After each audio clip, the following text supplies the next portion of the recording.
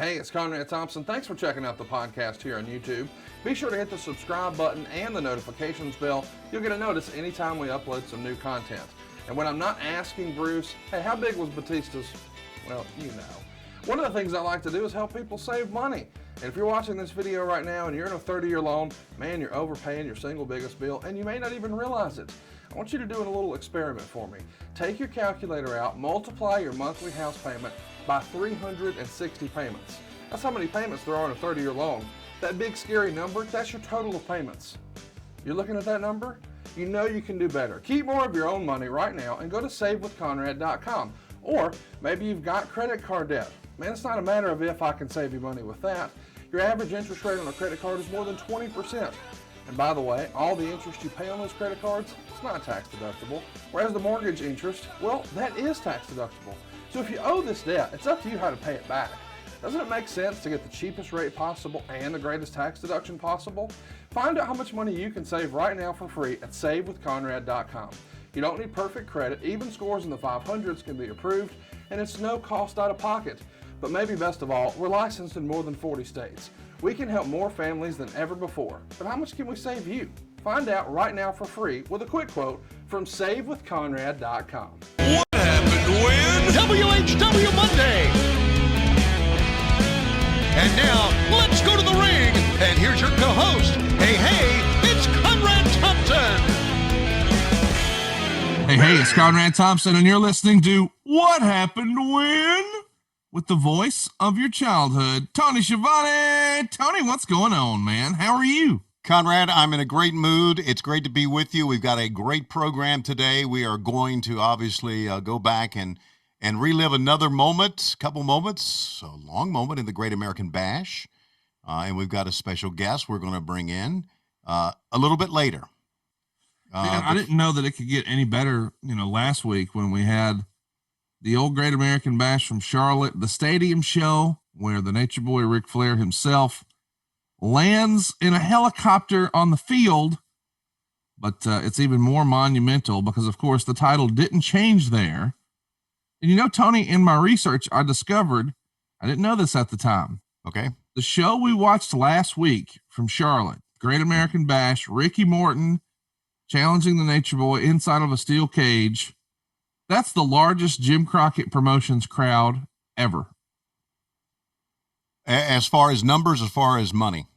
As far as the amount of people who paid to see a Jim Crockett Promotions show, that was the largest crowd. 23,000 fans. Fuck, because I only got $150 for that night. Oh. I should have asked for more. You definitely should have. Well, anyway. But today is an even more monumental show. I know. More historically important. We're going to get a new world champion at the end of the show today. Yeah, we are. And that's very important. And to all of our listeners and viewers here on our YouTube channel and on, of course, on ad-free shows, there's something that more important that everybody has been talking about, more important than the Great American Bash. We get a lot of great response about 1986. Yes. We get a lot of great response about, hey, we love it. We love the shows from the studio. We love the Great American Bash going back in time, which was the best year ever for Jim Crockett Promotions. You mentioned their largest crowd ever. But more importantly, people are wanting to know if we have come up now with a result on whodunit. Oh, of course. It's the talk of the wrestling business right now. Yeah, it really is. I was a little surprised that it went as viral as it has. There's been cartoons about it. Chris McDonald has teased, the whole making a murderer with Dave Silva. I think he called it making a mess on the floor. Yeah. And even our own Mance Warner has been talking about it, and he has decided that it turns out Dave Silva is the Dookie Bandit, according to him. Yeah. Because of all the information he knows about Dave. First of all, he puts ice cream in the microwave to eat it. He also scrubbed my rim. He sleeps sitting up. I'm sorry. He did what with your rim? Okay. I guess we should back that up. Okay. He curbed my wheel. That's another way of saying it, but I could get how scrub my rim maybe isn't exactly, given the nature of our discussion, maybe my best phrasing. No. Okay. But here's the thing. all the information that we have has led me in another direction. Yeah. So I've decided that we can just let Dave Silva off the hook. Hooray! And a friend of ours, mine and yours, Tony, I believe is going to do the right thing and just go ahead and fess up this morning, and we can put all this behind us, all this nonsense, and we can just get on to the business of 1986. Okay. So what you're saying is, thanks to Megan Fleer Thompson. Oh, no. No. She hasn't. Here's the thing. The thing. I got it. Without further ado. Okay. Let me bring in your friend and mine. One of my favorites. The one and only Cassio Kid. Cassio, welcome to the program, kind sir. How are you? Well, first of all, what's up, Candy Lickers? I get tagged online a lot. When am I going to do a run-in with you guys again? This is not how I expected this to go down. I thought it was going to be friendly.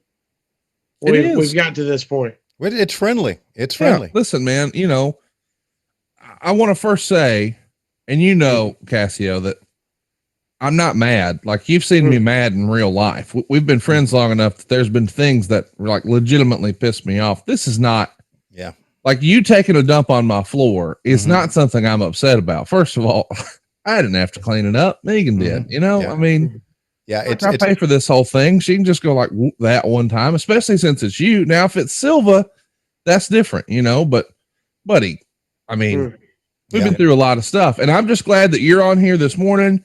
You're going to go ahead and clear Dave Silva's name, and you're going to do the right thing and just go ahead and own it and admit that you are, as Mance Warner said, the Dookie Bandit. No, I didn't poo it. I didn't poo it. First of all, I did not poo it. I need to first make sure my wife is off the hook. I need everyone to know Big Booty Judy is a workout freak. She meal preps. Takes care of micros and macros, and she's gluten free.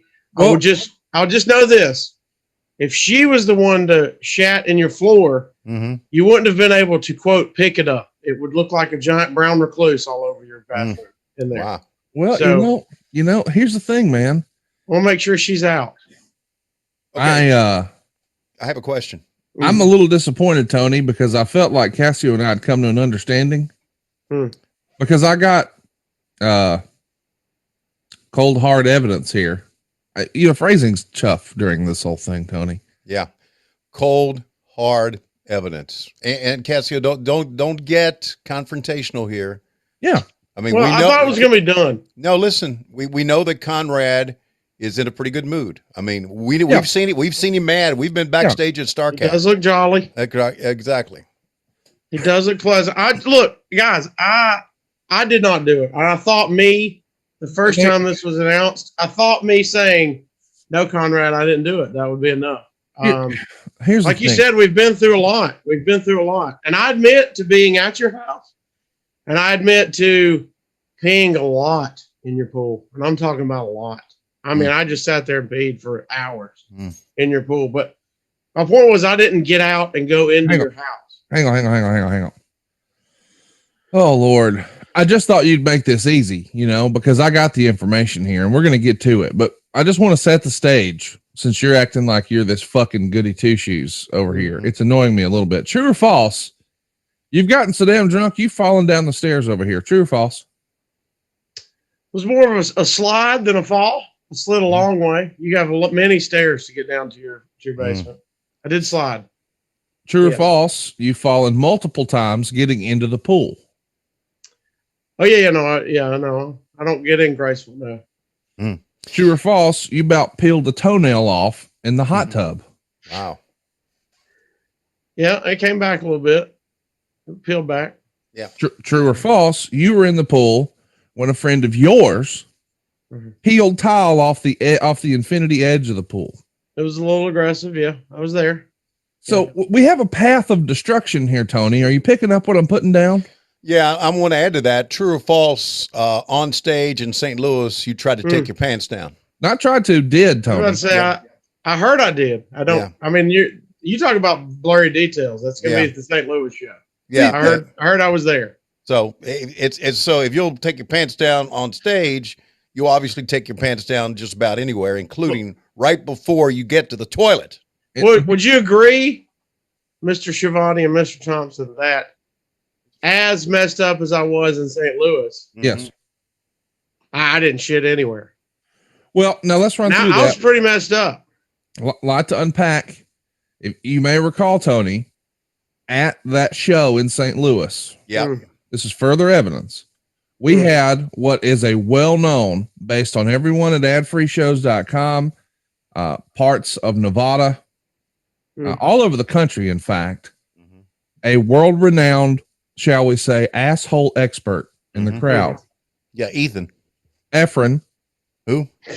Efren was in the crowd. I thought it was Ethan. Sorry. And when Mr. Kid, Cassio, dropped his pants to moon the crowd. Now, why he did that during a What Happened When live event, I'll never know. Probably had to shit. The point being, he had so much to drink, and those were free shots. You see, Cassio has always said, well, buddy, everybody from Patreon, all the top guys, they were just giving me free booze. They were just giving me one shot after another.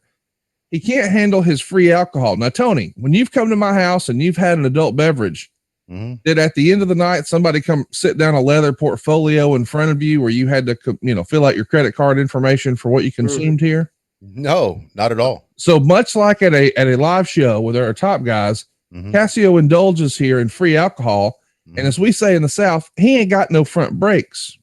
But Efren is not the character witness that you want on the other side, because he confirmed when Cassio dropped his drawers that he had what Efren described as a Grand Canyon asshole. Who was this guy again? Elliot? His name is Efren. And here's the thing, Tony, Efren, and we'll bring him in next week if we need to. No, I'd rather not. He told me that if Tony Schiavone or Conrad Thompson were to fart, sounds like this. But based on his observation, he suggests that when Cassio Kid were to, have a little flatulence, it sounds like this.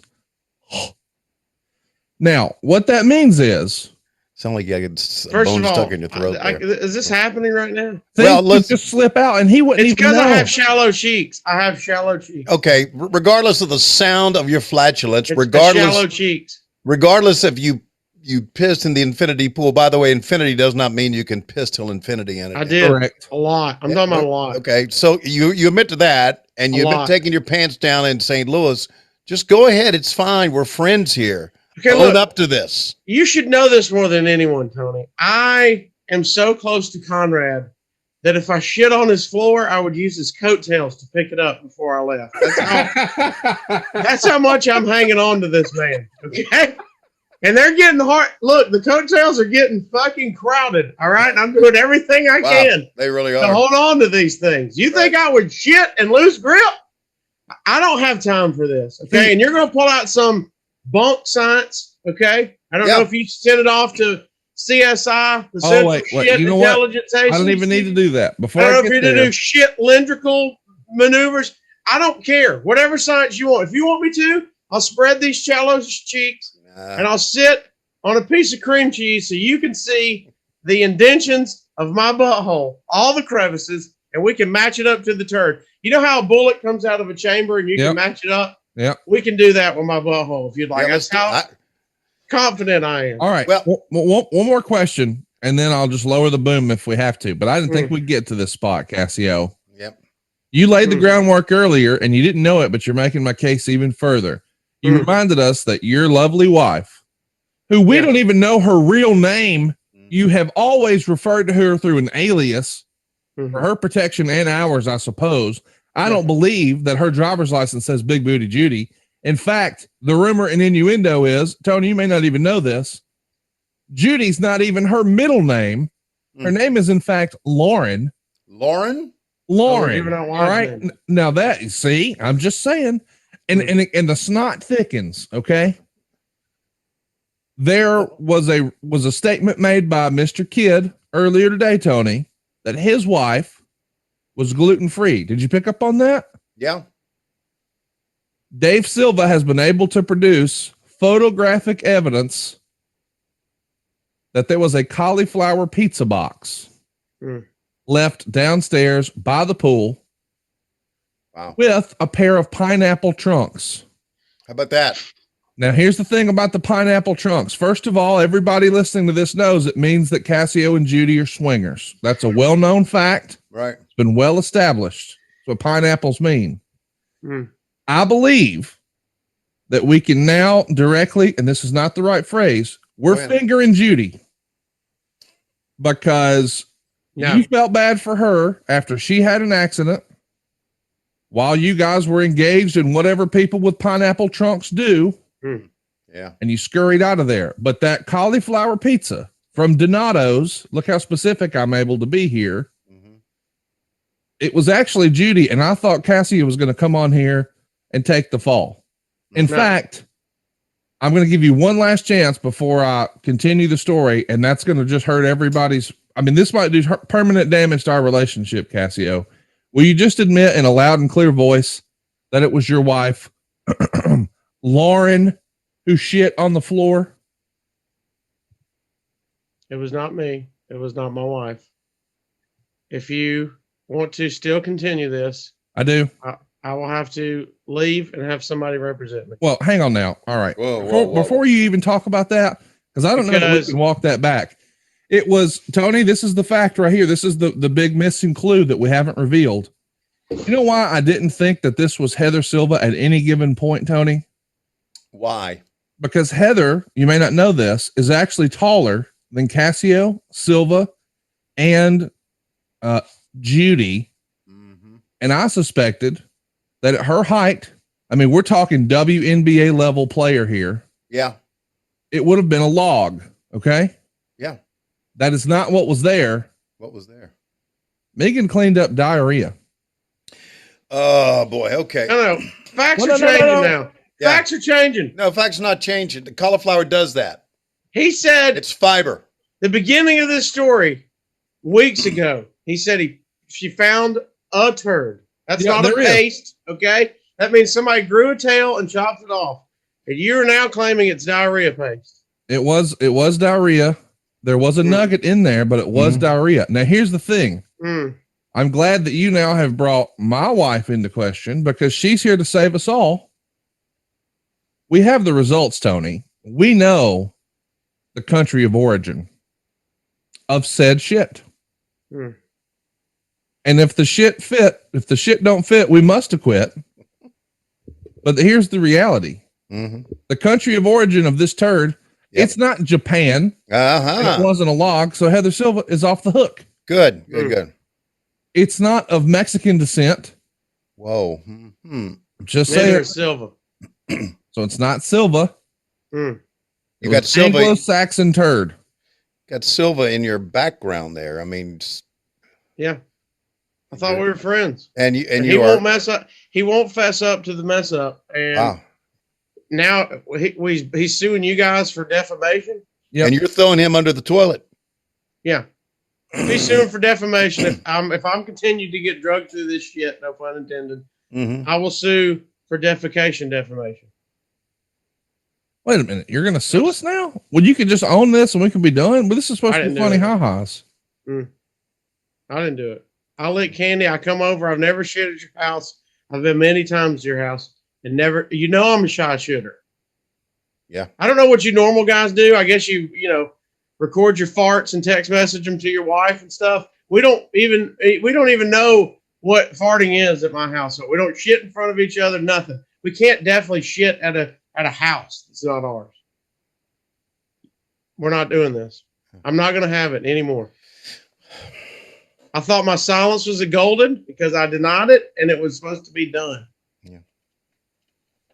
Tony, why are you turning on me as well? No, I'm not turning on you. I just hate to see a long-time friendship that I know has been very close come to this because the person will not fess up to what he's done. Tony, this is the most disrespectful thing to my wife ever. Yeah. It's one thing swimming my pool when I'm not here. It's another thing to just fuck in my pool. Why else would his pineapple willy shorts be floating around? It's another thing Pineapple short. It's another thing to just fucking devour pizza boxes out there and just leave your trash like you're in the goddamn movie theater. You know, I mean, this Something is my house, buddy. I would never do that to you. I would never. But now do that if I lived there. to let your wife take a shit on my floor. So my wife has to pick it up. Like, I don't mind cleaning up after Cassio, but my wife has to clean up after his wife. I call fucking party foul, especially when I have my wife collect the sample and run it through her fancy machines to determine it was definitely Cassio or Judy. A white person shit my floor. Yeah. We know that. She's a shitty scientist. We know. Absolutely. I mean, she knows how that came out wrong. Phrasing, but you know, I knew what you meant. Your intent was good. Thanks. You know, this is fucking bullshit, Cassio. Yeah. Sorry. I just hate to see this. I hate to see this. Bullshit. It's bullshit for sure. Yeah. Is Dawkins, can he have 3 clients? Oh, get the fuck out of here. You know, all right. If he's not available, I'll find somebody. Really? Well, yeah. What you'll do is you're going to get fucked. I'm getting you out of here. See you later, Cassio. You're kicking me out? Yeah. Better call Saul. I want to take applications for new best friends, though. Can we have, you know what? Let's do a hashtag. Let's take applications. Hashtag Conrad needs a new friend. And, you know, maybe Rebel could be my new best friend. She's been a good friend for you. Yes. She's not available. Well, hang on now. I shared all my friends with you. Why can't you share your friends with me? Well, I have a few, but Rebel's not available. I've been told. I do know you're going to have a lot of those dipshits line up to be your best friends. I just think that I'm just appalled that you would open the Conradison the way you always do to people and be so kind to people and be so giving and so caring that someone would pay you back this way. I don't want to make you madder. I don't want to make you more upset than you really are. I really don't. And I know you're upset. I know we're going to have to hit stop here and then we'll have to edit in the next time we do it because we got a special guest. And I'll have to call him right now and say, can you do it another day or do it tomorrow? I'm sorry. That's all right, man. I'm here for you. You want to hit stop now and then we'll pick it up in just a minute from another day? Hang on. Somebody's trying to join our Zoom here. This says Shuli, but that can't be right. Hang on. Hey, Shuli, we're supposed to be recording What Happened When right now. We're not. This is a podcast people actually listen to. It's not the Shuli Show, which is available now anywhere you enjoy podcasts. And I don't know if you're homeless or lost, need directions. What's going on, man? What are you doing here? Well, unlike you and the cronies that I now call friends here in Huntsville, Alabama, I am here to stick up for what I call a friend. And that's what you do with friends. What? Wait. Did Cassio send you the link to our private recording Zoom here? I cannot confirm nor deny that, but what I can tell you is that I know Cassio. I've worked with Cassio on the road in a hotel room. Have you seen his asshole? I don't want to brag, but yes, there was a quick exchange in the showers. But I do want to say this. I watched this man eat almost 2 pizzas by himself. Okay. In a shithole hotel room in Atlanta. Yeah. A lot of those. Yes. And then the man went to use the facilities. I had left the room because I don't hang out when other dudes shit. You know me. Hang on. Okay. Are you like trying to be Cassio's character witness? Just yes or no on that. Senator, I cannot confirm or deny that, but what I can tell you is that Cassio, like a gentleman, shit out almost 2 large pizzas and not a drop, not a trace of remnants was found anywhere in that room. And let me just say this, when we checked in, there was already remnants in there from the last patron. So what I'm trying to tell you is, I think you're barking up the wrong tree here, because this man should have oozed shit, but instead he oozed class. All right. Schuler, this has nothing to do. I'm sorry?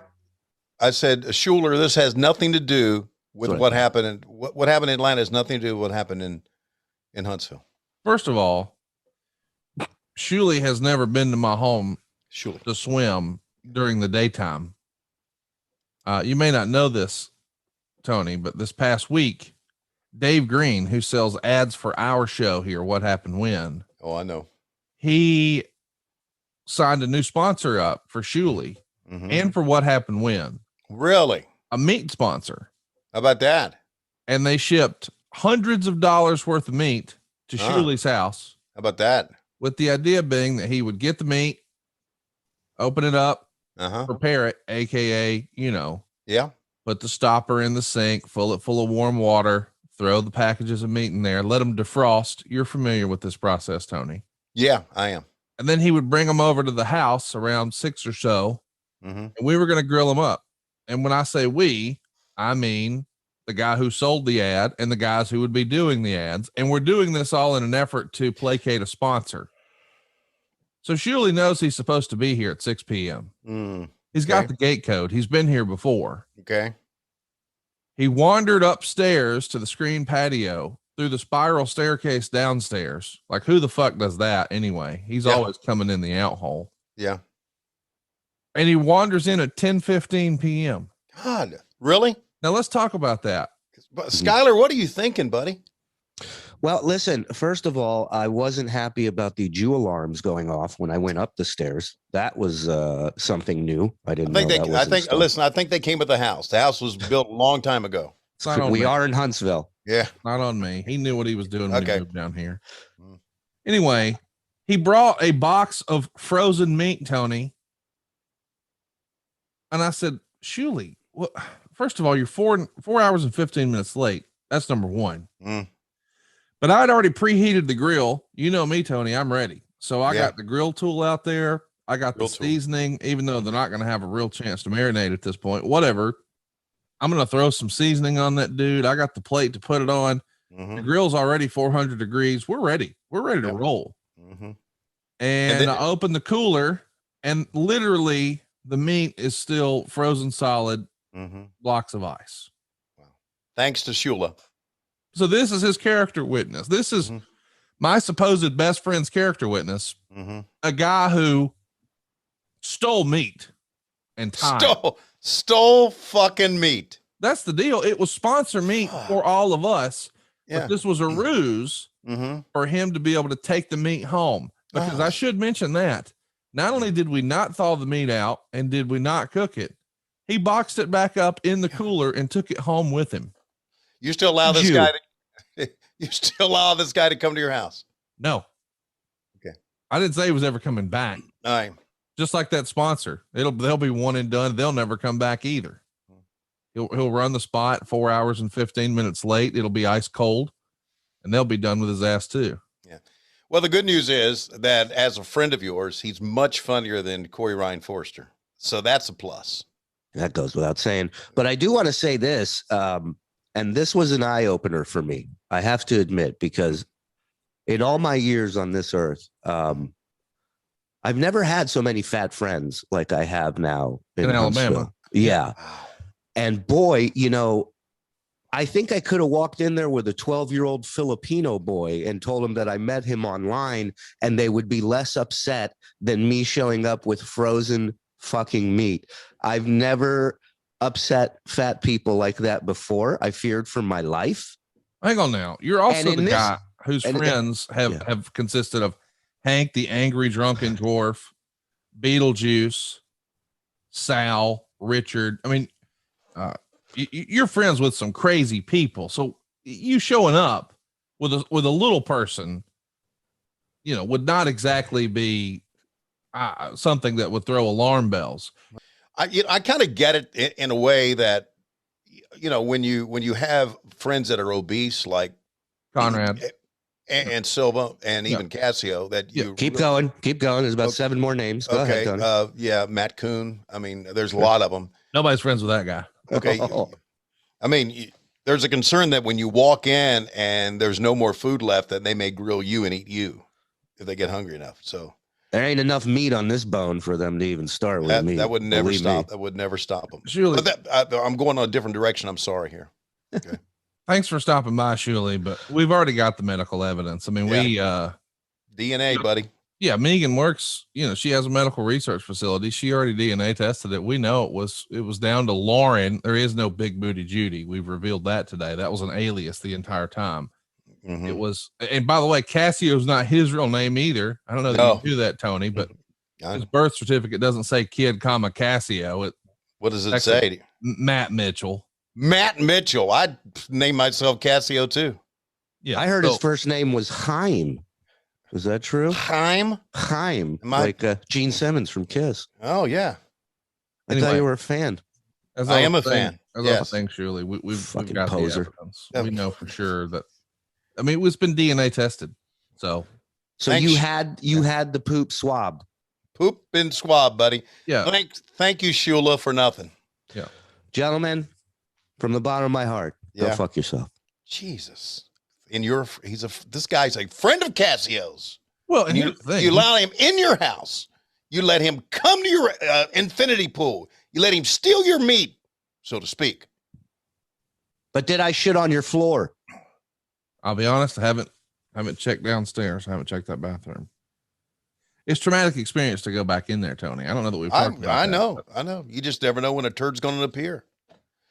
Because if one would shit on the floor, a whole group would shit on the floor. It's what my mom always said. Last week, a turd showed up 4 hours and 15 minutes late.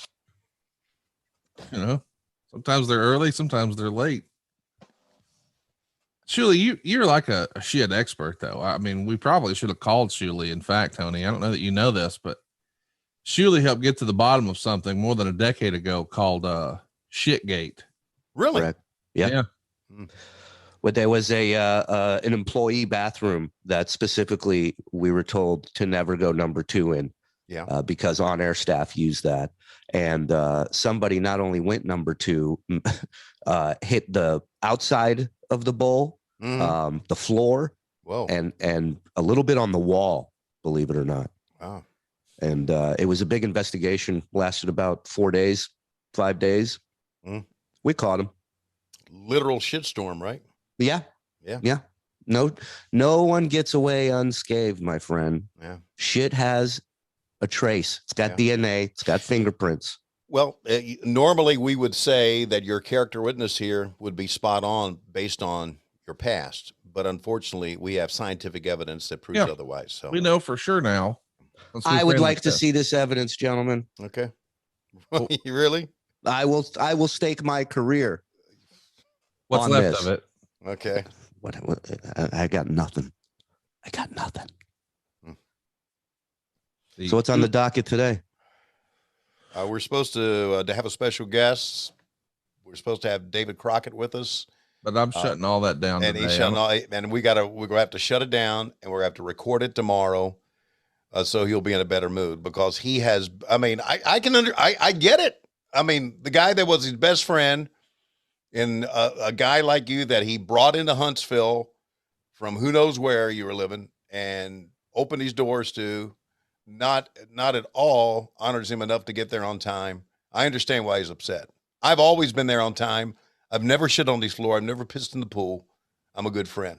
I've lost weight. So there you go. I've never wanted to live in New York before. I'm a country boy. I've grown up in Alabama my whole life, but Shuli told me that, up there, they don't shit on their friends' floors. They at least have the decency to shit on the street, It's true.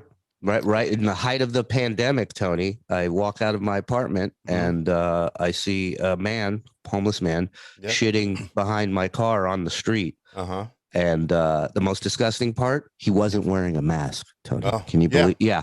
Well, and you know why? Is because scientific evidence proves that the COVID cannot be transferred by feces. Well, what I'm saying is I have a compromised immune system. So when you shit on the street, be a human being And wear a mask. I don't think I'm asking for too much. No, well, you weren't going to get COVID. You could have got some sort of, I don't know, ptomaine food poison or something like that from it.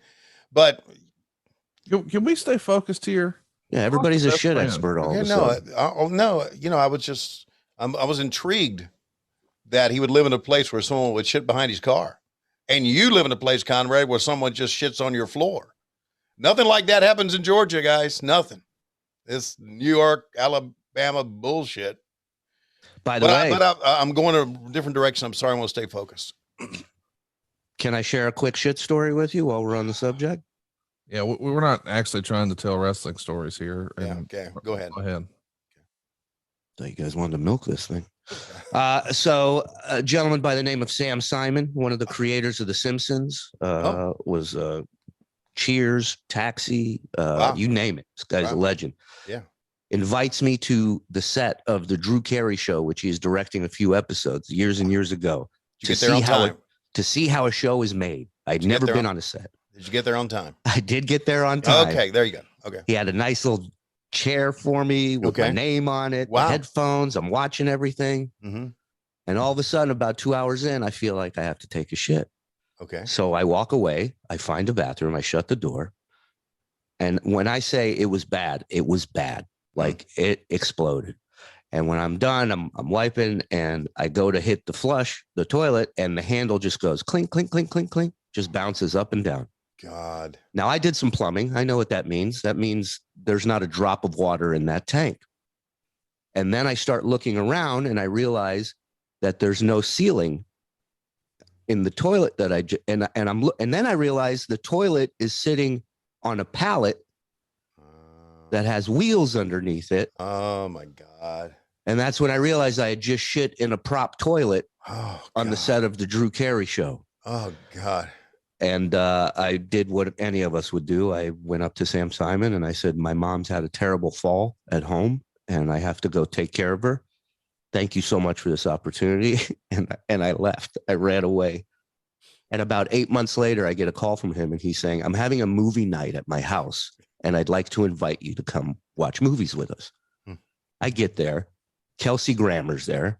Drew Carey. Yeah. Michael Bruce Buffer. Yeah. Weird Al Yankovic. Yeah. And me. And we're all hanging out and we get into his theater, his home theater, and the lights go down. And the movie's about to start. And Sam Simon leans over to me and he says, my toilet's flush here, by the way. The guy waited 8 to 9 months to tell me that he knew I shit in the prop toilet. So I'm no stranger to shit, but I know Cassio, or as you call him, Matt. I don't know if that's real or not, but I know him pretty well.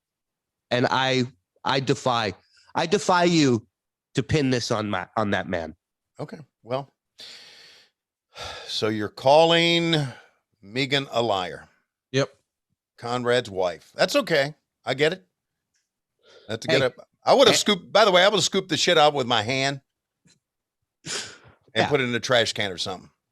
Well, there's a toilet right there. Why would you throw the shit away? No, I was talking about when he shit in the gimmick toilet. Oh, yeah. Well, listen, he has a long history of making poor career choices. Ask any of the listeners to the Howard Stern show. Yeah, I once fell in my own shit, so not to brag. There you go. Can you Shuli, imagine? thanks for nothing. We appreciate you coming in here and wasting our time. And if you would like to waste more of your time when you're listening to this, and you don't have anything else to do at all, I recommend the Shuli show. And Tony, there's a lot of podcasts out there. Yeah, I don't listen to many of them. Shuli has one. Okay, I can confirm that he's one of them. Well, I'm going to give it a listen. I promise. You'd be one of the few. No, I'm going to give it a listen because I know I just want to hear another I shit in a prop toilet story because that's got, I mean, if he's done that, who knows? I mean, God, he may have pissed on Scarlett Johansson's bed or something like that. I don't know. I would. I got the free time. I don't care. Shuli, thanks for joining the show. And you're not eligible because of, all that you've done to me personally and my family at this point. But I want to remind everybody I've started the hunt for a new best friend. Hashtag Conrad needs a new friend. If you really want to win some awards, you need to bring real comedians on. I don't know any. You don't know Bill Burr? No. You know Lewis Black? Anthony Jeselnik? No. Okay. I do know Ron Funches. Yes. He would be positive, you know. Yeah. He'd be a positive influence. He wouldn't. I need more friends like Ron. You do. Ron is one of the great guys. One of the great guys. Well, buddy, I feel bad, but I feel like we should. I'm gonna try to shake it off. All right, you can do it. Why don't you tell Mr. Crockett? Yeah, that's right. David Crockett is going to join us on a What Happened When watch along. I'm going to go take a quick cold shower, get comfortable. You should too. It looks like you just left court, and then we'll catch up on Mr. Crockett and watch a little Greensboro wrestling. Okay, I'll dress down. I'll take this stuff off. Get your Tommy Bahama bullshit on like you like it. Okay. All right. Colors. That's what I'm about. Stay tuned, boys and girls. The snot thickens. I'm down 2 friends here. Shuli too, I guess. I mean, who does what he did? You know, hey man, I'll be there at 6 to cook supper. I'm going to bring the meat. Shows up at 10:15 and it's still frozen. Silva's still mad at you? Yeah, he and I are not on speaking terms. Well, I mean, if you lose Silva and you lose Matt Mitchell, you lose 800 pounds of friends. It's okay. Between him and Kuhn, I mean, I'm down a tag team division. Yeah, you sure are. But that's okay. I mean, you get guys like Shuli and about 10 others that are normal size. Oh, Shuli's not my friend. He's out too. Oh, yes. Okay. Yeah, he's way out. Yeah, I guess so after what he said to you. So, all right, buddy. Listen, I'm your friend always. I appreciate that, Tony. You've never shit on my floor because we know if I have an event here, you ain't showing up. And I'd rather you not show up than show up and shit. Me too. Thanks, Tony. I can always count on you to let me down, but in a way where there's no fuss, no muss, no cleanup. I don't want to be blamed for anything. That's why I never show up. Can we share Rebel? Can she be my best friend too? No, we can't. She's busy. You got any suggestions? I have plenty. Well, thanks for all the information. We'll be back after these words. Hey, it's Conrad Thompson, and you're listening to What Happened When? With the voice of your childhood, Tony Schiavone. Tony, what's going on, man? How are you? Hey, I'm doing great. Thanks for asking. And how are you doing? Better than I deserve. So excited to be here because today we're doing something that we're pretty excited about. Yeah, we are. It's been a great year for us to be able to go back and watch every year of every episode of 1986 World Championship Wrestling from the TBS studios. But now we're going to take another look at a Great American Bash episode. We looked at the one in Charlotte recently, and now we're going to take a look at the one from the end of August, or the end of July. I'm sorry, the end of July, and this is from the Greensboro Coliseum, and that's one of the exciting parts about this. But another exciting part is about who's going to join us for this broadcast, Conrad. I'm so excited. We couldn't be talking about Jim Crockett Promotions if it weren't for this man. Ladies and gentlemen, welcome to the program, Mr. David Crockett. Mr. Crockett, how are you, sir? Fine. How are you, Conrad, Tony? Thank you very much for inviting me. We are so excited. We've been visiting all of 1986 week by week. The Great American Bash is sort of the culmination of it all, was it not? That is very true. Very true. It was a lot of fun and a lot of challenges, but I had the privilege of being there, and I wouldn't give it up for the world.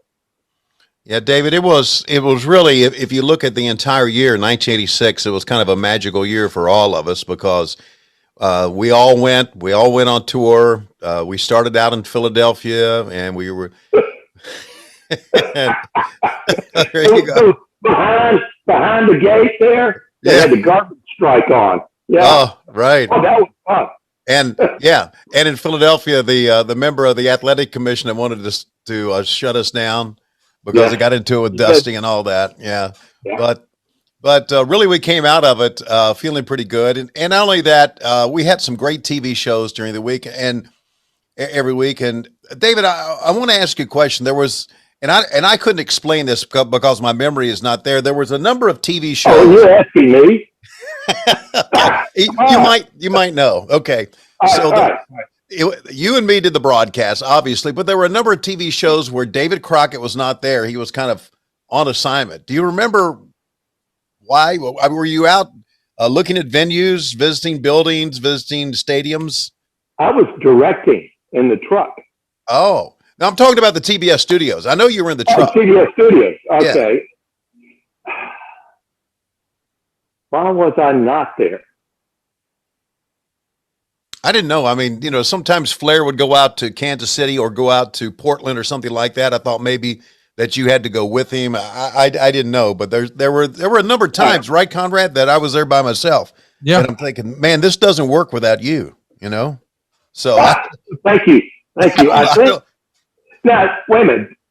Didn't Gordon Soley come in? No. For part of that? No. It was just me. Yeah. If he did come in, he had gotten into the sauce a little early and didn't. Oh, what are you talking about? On the plane. Going up. I was on there one time, and the first one was vodka and orange juice. Then he said, I just want straight vodka. God bless him. Oh. Yes. Well, what a man. Well, maybe he'll come. Maybe he'll show up at the end of 1986. I'm not sure, but we're gone. We've gone through actually through June and a part of July, and of course we got a lot more to go in 1986. But this one we're going to watch is going to be when Dusty Rhodes became the NWA World Champion, beating Ric Flair. When Jimmy Valiant lost his hair in a hair match against Paul Jones, and at the Greensboro Coliseum. David, I mentioned this many times. As a wrestling fan living in Virginia and watching you guys on Mid-Atlantic Championship Wrestling, I would take the trek to Greensboro as a fan back in the 70s a lot. Drive the 3.5 hours from my house to see it because Greensboro was the biggest venue for Jim Crockett Promotions, and that was always something going on there. All roads led to Greensboro. Right. As far as the fan base, we could put the same match in Charlotte, and it would not draw as well as in Greensboro. Right. Greensboro just had that vibe. Yep. That Mr. Osh's there at the building, the people at the building. It just you could see people walking in. They were excited. Right. That you had Interstate 85. You had 64 was 4 lanes at that time. Right. Going up to Lynchburg, right, in that area. Right. So the road system was fantastic. You had Interstate 40. So it brought everybody there. Yeah. Every time I went there, I knew that this was something special. Even your regular house shows, it was something special to go to Greensboro. Now, this is going to be a big event, Conrad, and we're excited about seeing it. Now, David and I did the commentary on this, and if I recall, David, I'm just doing this by memory again. I think maybe you and I did. I don't know if you and I were there. We may have done the commentary for it later for a video cassette or something. But I was looking at the tape beforehand, and I don't see us. Okay, yes. Yeah. So we would have seen us, right? Right. Yeah. I kept on looking. I said, no. Yeah. We're not there, and I was trying to figure out. Said, well, is Tony there? Am I in the truck? Because usually for these, I would be in the truck directing. Right. David, before we roll tape on this, Conrad, we've been doing a little investigation. David, you're unaware of this, and I know, Conrad, if you wanted to bring it up in this one or not. I think what we should do is we should watch Great American Bash, and then at the conclusion of this, maybe another day before this airs, you and I will get back on the case, if that makes sense. I don't think we need to drag Mr. Crockett through our. Now wait a minute. I need to know. Okay. Or do we just stop right now? No. Well, now here's what happened, Mr. Crockett. Come on, guys. Let me just run this through real quick for you. Give you the Cliff Notes version. I have a house here in Huntsville that has a pool in the backyard, and I took the family to the beach for the 4th of July, and a couple of friends, 2 separate friends that would probably both claim to be my best friend, but one of them, I don't know who, we're still working on it. We have our theories, decided to use the restroom. And by all means, please, you're at my house. You got to, nature calls, handle business. Rather than do that in the toilet as you would, or I would, or Tony would, they left it on the floor. A human turd was on the floor, baked in, waiting on me when I came home from my beach trip. And we're trying to figure out who dung it. Yeah. And so we're going to get to the bottom of that. Oh, is he going to blame me? No. If John Valentine was still alive, I'd say he'd do it. Yeah, Johnny Valentine. He'd do it. I've seen him do it in the cup.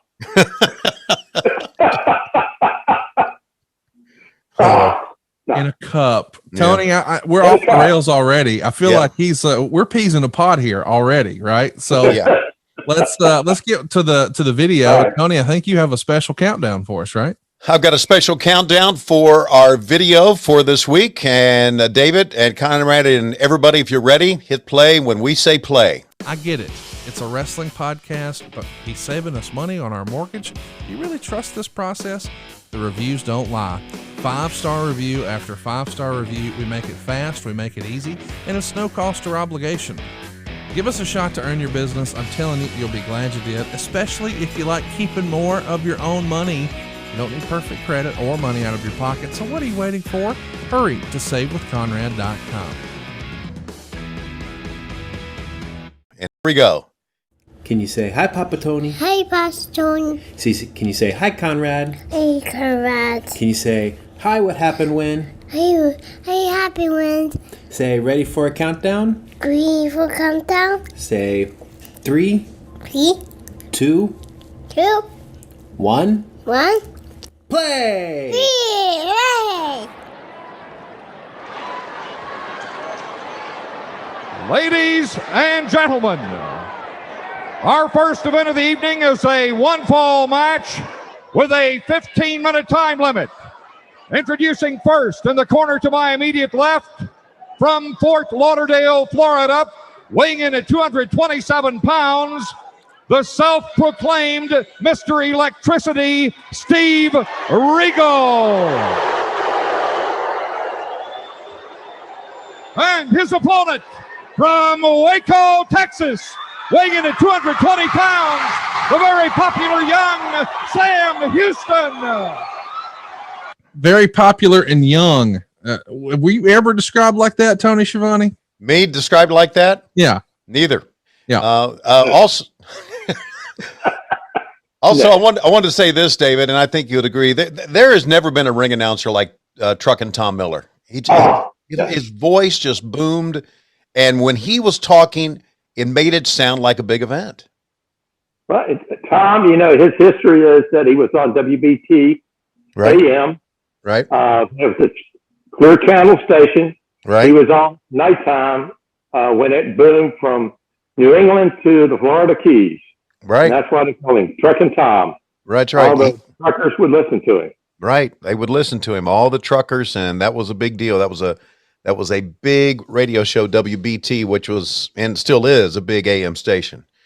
Yeah. All right.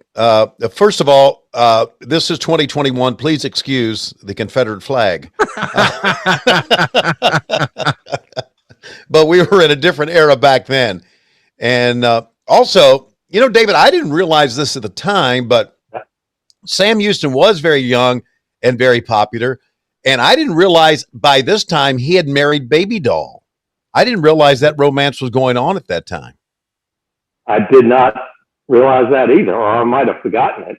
I think actually they got married 4 days after this. All right. So they were very close. Yeah. Right. You could say that. Yeah. So they were very close. But he does look like a kid. I mean, come on. Oh God. He reminds me, his mannerisms, if you watch him, he reminds me of Dusty, a young Dusty. You watch his, look at his boots. Yeah, Austin Hall. Yeah. Mr. Crockett, I think Tony has told the story before that for whatever reason, perhaps her relationship with Sam maybe cut Baby Doll's career short in Jim Crockett. Tony, do you want to catch him up on your theory? Well, I just talking to some of the guys that that when she and Sam started dating each other, that Sam kept telling her how she was being held down and was whispering in her ear, and maybe she was not as, I don't know, into her character after her romance with Stan. And I've heard, I'm not, obviously, it's just talk that you hear because you hear so much talk, but I don't know if that derailed her career or not as the valet for, first of all, Tully, and then of course for Dusty. But other than that, think about this, Tony. Think about this. Okay. He was jealous. He was jealous of her. I mean, fans, they loved to hate her and they loved her too. At the same time, she had more charisma than he did at this time. Right. And being with Tully and Dusty, come on. Right. She was at the top. Yeah, and he wasn't even close. Yeah, right. For instance, he's working the opening match here, and she's going to work next to the last match coming up in a tag team, which was a big angle with Jim Cornette. So yeah, she was a big star, and he was not. So I get that. That's probably a good call. Paid more. She's getting paid a lot more money. Sure, she is. Yeah. So I could see him. He's probably also trying to ride her coattails up the ladder. Right. Come on, get them to push me too. I'm your husband, and she's probably saying, "Cool it. This is a good gig." Yeah, I get that. Yeah, I really do. All right, Earl Hebner. Mr. Crockett, I'm sure you've got a lot of details that may be a little fuzzy. Goodness, 35 years later, who wouldn't? But I am curious, on a night like this, is this something where you guys would have figured payoffs that night, or would you have done it a week later, a month later, something like that? No. We do it. All right. The show happens. We end up doing it Monday. Okay. Yeah. The Monday after the show, it's done, and might be done Sunday, just depending on when this was. Right. We used to get everything ready and pay them, that week, during that week afterwards. Yeah, no, you don't want to wait to pay a wrestler. No, that doesn't. No, that doesn't work. No, it's just not right. Really. Right. Sure, I get that. Because then the rumors start. Well, they got to screw us, and they got to short our pay, and it's just nah. You know what? Since we're talking about that, Tony, you said there was one show in particular that you'll never forget during this Bash tour, where there were some guys who were upset because they felt like the local promoter maybe wasn't being totally honest. Do you want to run that theory past Mr. Crockett? Yeah, it was the first one. Is Philadelphia and Veterans Stadium. I remember Elliot Murney coming up to us and giving us the number, and I was with one of the boys or whatever, and they all just said, that's bullshit. That's Murnick trying to screw us over or whatever. And I just wrote that off to the boys always bitching about payoffs because they always did. They always did. Well, it comes from, and I don't know how it got started, but Elliot got a bad rap in a lot of ways. That it started, I think, from Richmond. That Elliot would take the building count, and we eventually found out that the building was cheating us. Oh. We grabbed the ticket stubs and actually counted ticket stubs. Okay. And they were double selling tickets. And then when computers came in, another building manager would take the tickets and say, well, those seats aren't any good. But he'd end up selling them. So you're looking at, and let's say it says 12,000 seats. But he took 2,000 seats out, so you only have 10,000 seats, but the place is full. And so, and we got pretty good because I could walk in a house and tell me ticket prices, and I could come within $200 of the house. Right. Wow. My dad was right on about it. I bet he was. You know what? Forever, building managers were really something to deal with. I know that. Now, you mentioned Jim Oshist, who was a building manager there. And of course, Jim went on to work for us in WHW in WCW years down the road. He was really a friend of the company's. Yes. As a matter of fact, he went on to work the Olympics. He was with the Olympics looking at different sites, and once they chose a site, he would go and just sort of live there and work for them. Right. That was terrific. He was a good man. Yeah, he was. Yeah, he was definitely our friend. Yeah, he was definitely our friend. I've told the story before, David, but you'll like this story. When we were all working for Turner, he had a meeting. I don't know if it was building managers from the Georgia area or they all came to Atlanta or something, and we all had. He had worked out to where Dusty Rhodes would come and address this group. So Dusty came in with the tie, and Dusty kind of sat in the back, and Jim Osher says, "You guys may recognize the heavyset man over here to my right." And that pissed Dusty off so much. Dusty said, "That motherfucker called me a heavyset man. Heavyset man." I never will forget that story as long as I live. Well, you know, his son went on to be the manager of the Omni there. He did? Atlanta. Yeah. Oh, okay. Yeah, his son did. Yeah. Oh, his son. Okay, very cool. Yeah, I didn't know that.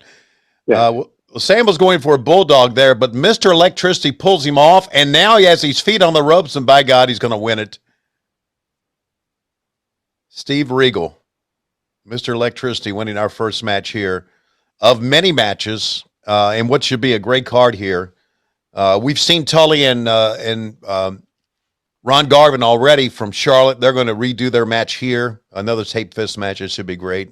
Fans in Greensboro just loved everything. And you know what else I love about it, Davey? You don't see it anymore. And of course, you know, it's not an arena show anymore. It's a TV show, but I really like the area that we had around ringside. Now it's not padded like it is now, but there was plenty of area. I mean, it was a wide place there.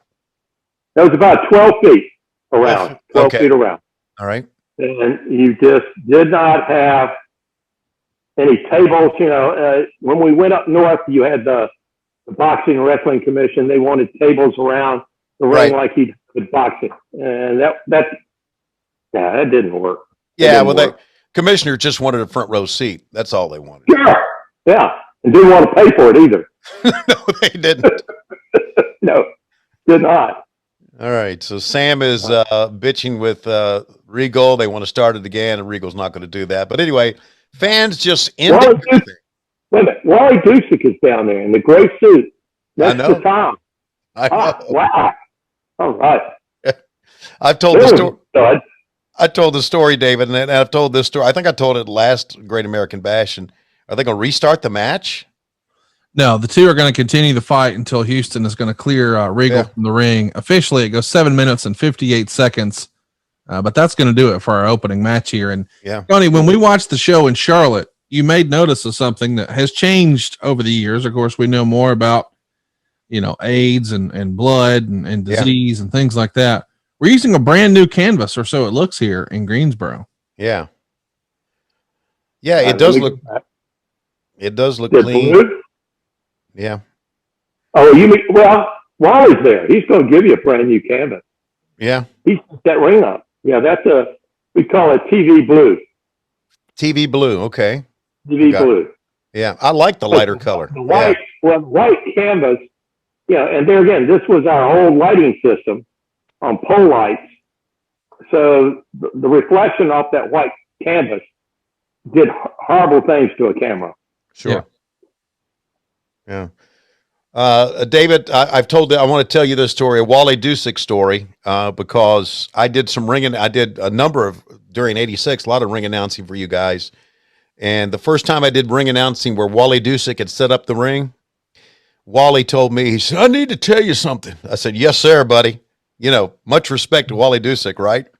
Yeah. And he said, "Some of these guys will tell you to call me Mr. Fantastic or Mr. Whatever, or tell you a nickname. Don't you listen to those guys unless the promoter tells you what to say. Don't you say it."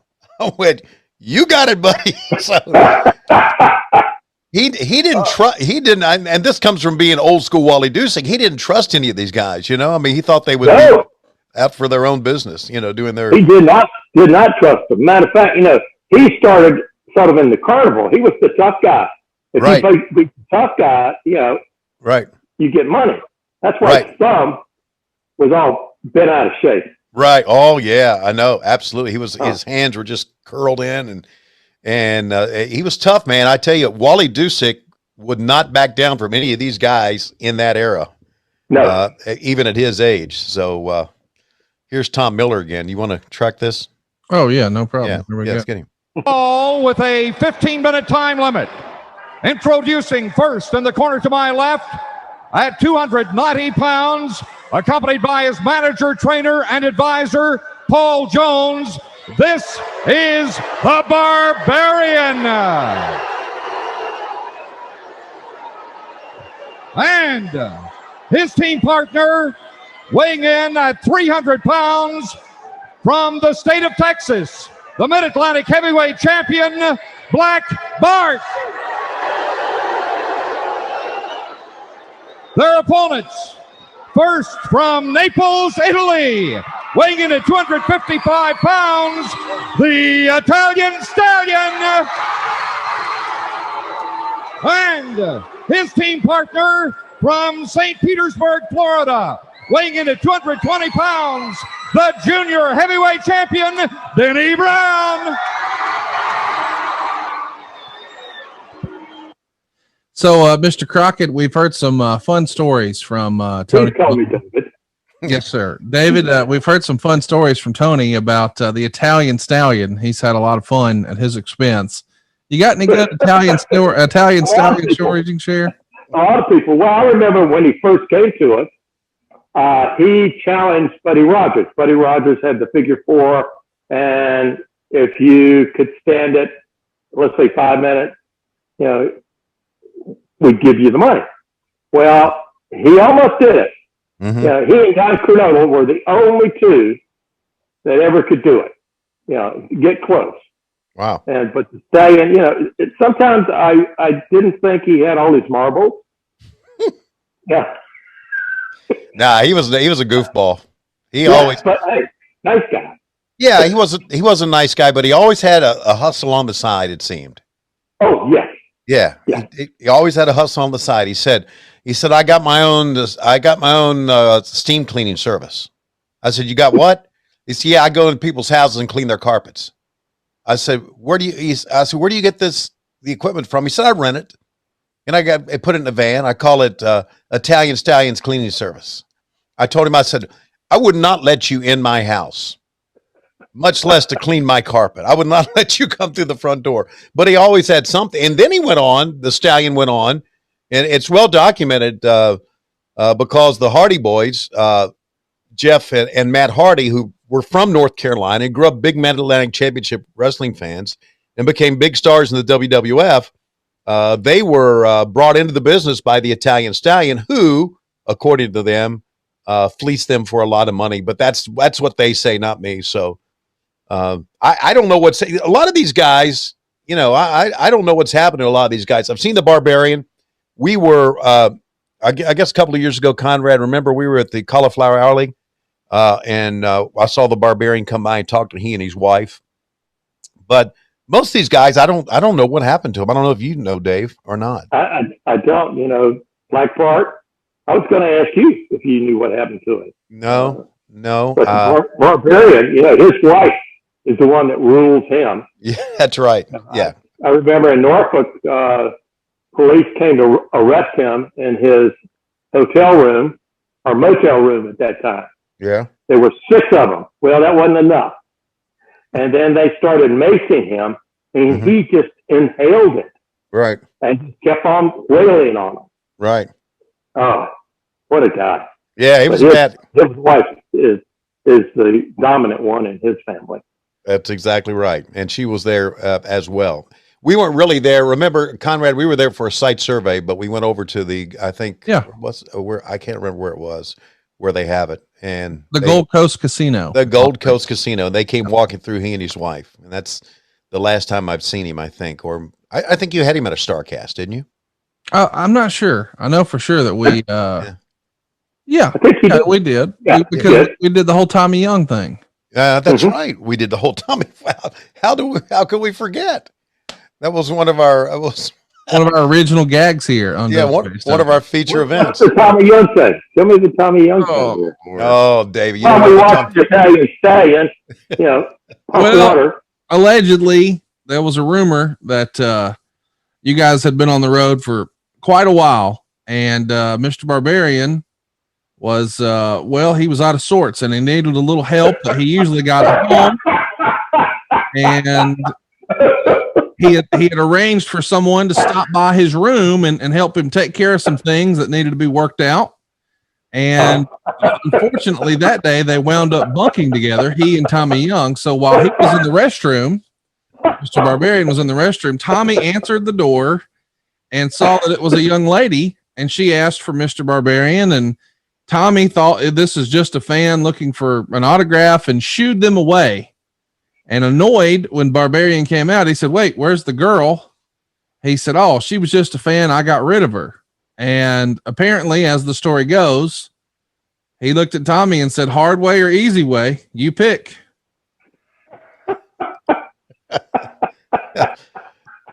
So,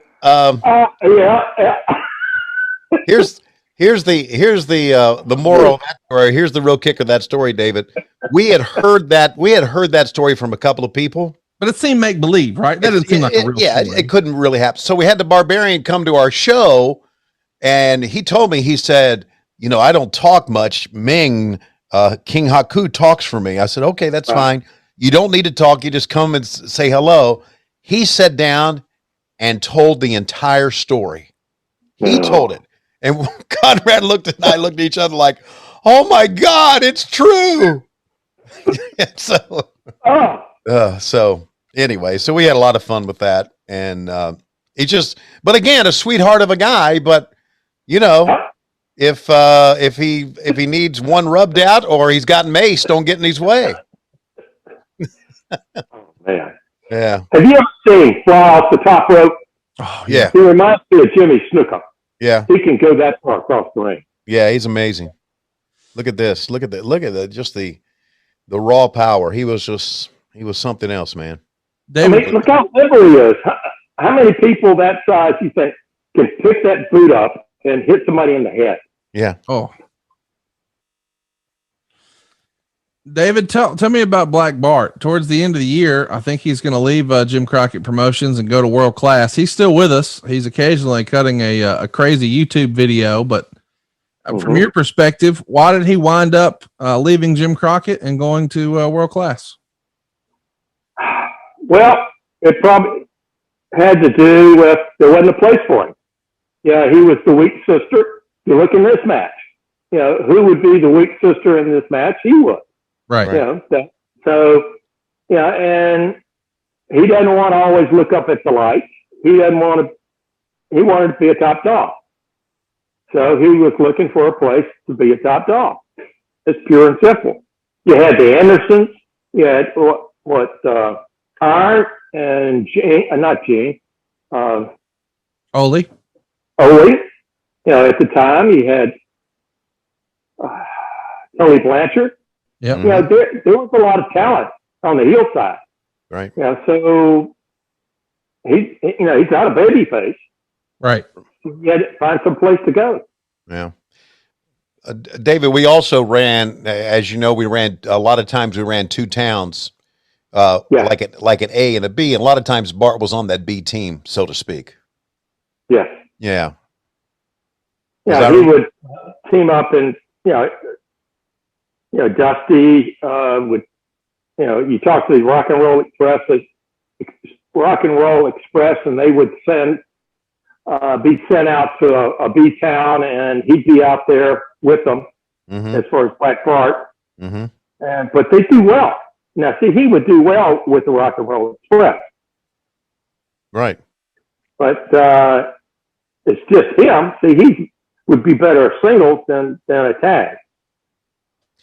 Yeah, and of course he was the Mid-Atlantic champion at this time, Right. We saw on here where he had beat Sam Houston to win the Mid-Atlantic title, which was, just a chance to elevate him a little bit, being a champion.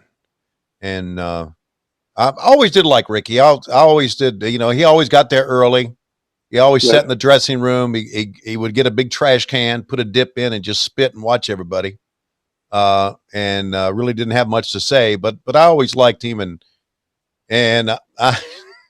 We brought up this name before, David, you and I, but one of our longtime promoters, Henry Marcus. I knew you'd laugh when I'd say this.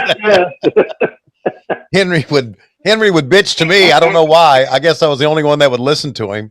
He would call. Right. He would call, and Sandy Scott would say, "You talk to him." I said, "Okay."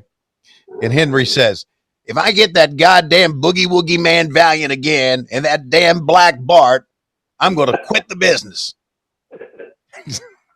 He did, of course, did not. And he got it all the time.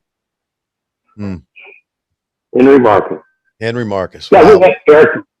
People wouldn't believe. I know all these books have been written about wrestling, but those people said that can't be true. No, it is. It can't be true, but it is. Yeah. Yeah. Some of the things these guys would do. Crazy. Jeez. We've got the second match here underway, or actually it's just wrapped up now. They got 8 minutes and 2 seconds out of the way here. Black Bart and Barbarian are successful, defeating Denny Brown and the Italian Stallion. Coming up next, we've got Manny Fernandez and Baron Von Raschke. It's a loaded glove on a pole match. With this, the pole being set up and all that, would that have been a Klondike Bill deal, Tony? Yeah, Klondike would have been in charge, or his staff would have been in charge of all of that. The first man to retrieve the. Well, I have a question. Okay. Well, with this Klondike's time, because you got to remember, Wally Dusick is sitting there, and I was watching. Jackie helped put that pole up. Right. So maybe. Yeah, you're probably right. Sure I'm not sure. You could roll it back and take a look to see who was setting it up. Yeah, we'll look. We'll look in the cage, but you're probably right. It was probably Wally Dusick's crew, and Klondike. I did travel with Klondike some and put up the ring with him and learned how to put up the ring amongst other things with Klondike, and that was the Golden Shower. Yes. The Golden Shower. Yeah, the Golden Shower and the glass bottom boat, the coffee table. That's been, by the way, that's been well established. So there you see the glove on top of the pole. And Conrad, you want to track it and see if we are doing commentary in this? Sure. See what we got. Doesn't seem like it. Yeah. Now maybe we just did commentary for that main event. I think we did commentary for the main event. So the main event is going to have clips on TV that you guys would air. So it feels like you would have certainly done that since it's a title change. Right. We're quite a ways from the title change, but this is probably one of, if not the most historic show from the 86 tour. Of course, the Charlotte one we saw where Flair landed in a helicopter gets a ton of coverage these days. But whenever there's an NWA title change, especially in 86, it's a big doggone deal. But there's been a theory out there, David, that we'd love to hear your 2 cents on. Tony believed that the original plan perhaps was to have the title switched at Fulton County Stadium in Atlanta, but perhaps because some of the stadium shows weren't drawing as well, maybe it made sense to go ahead and switch the title here to sort of pump up ticket sales for the second leg of the tour. Does that make sense to you, or do you remember ever hearing that Atlanta was the plan? As far as switching it? Yes, sir. I really think this was the plan to do it in Greensboro, just because Greensboro, again, we go back, that's the Mecca. That's the place that the fans were electric. And so this would drive the TV, would drive wrestling. Plus, we're filming it. If we go to the Atlanta Fulton County Stadium, then that's a whole different ballgame. Is trying to shoot it with camera. You know, Right. what if it rained? Right. You know, what if lightning? We had to stop. You know, it didn't work. So we really need to do it inside. That makes sense. Yeah. Yeah. We had to tape it, and so this was the best place to tape it.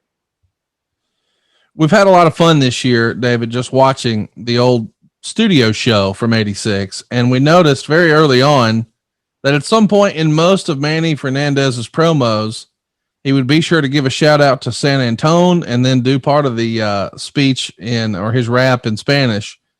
But I'm curious, what was the rationale? Do you recall why he would always mention San Antone? I do not know. We had to run a house show there. I would think. That's the only thing I could think. Because I know David, we went out. I remember we went to the Tingley Coliseum in Albuquerque. I remember we went to somewhere in New Mexico and did a house show there because I was a ring announcer there. Obviously, went out to San Francisco and L.A. at the Forum. So I just had to feel that San Antonio was a part of our tour. May, June, well, Joe Blanchard, Tully's dad, had a lot to do with San Antonio. So to work with him, yes, we did it.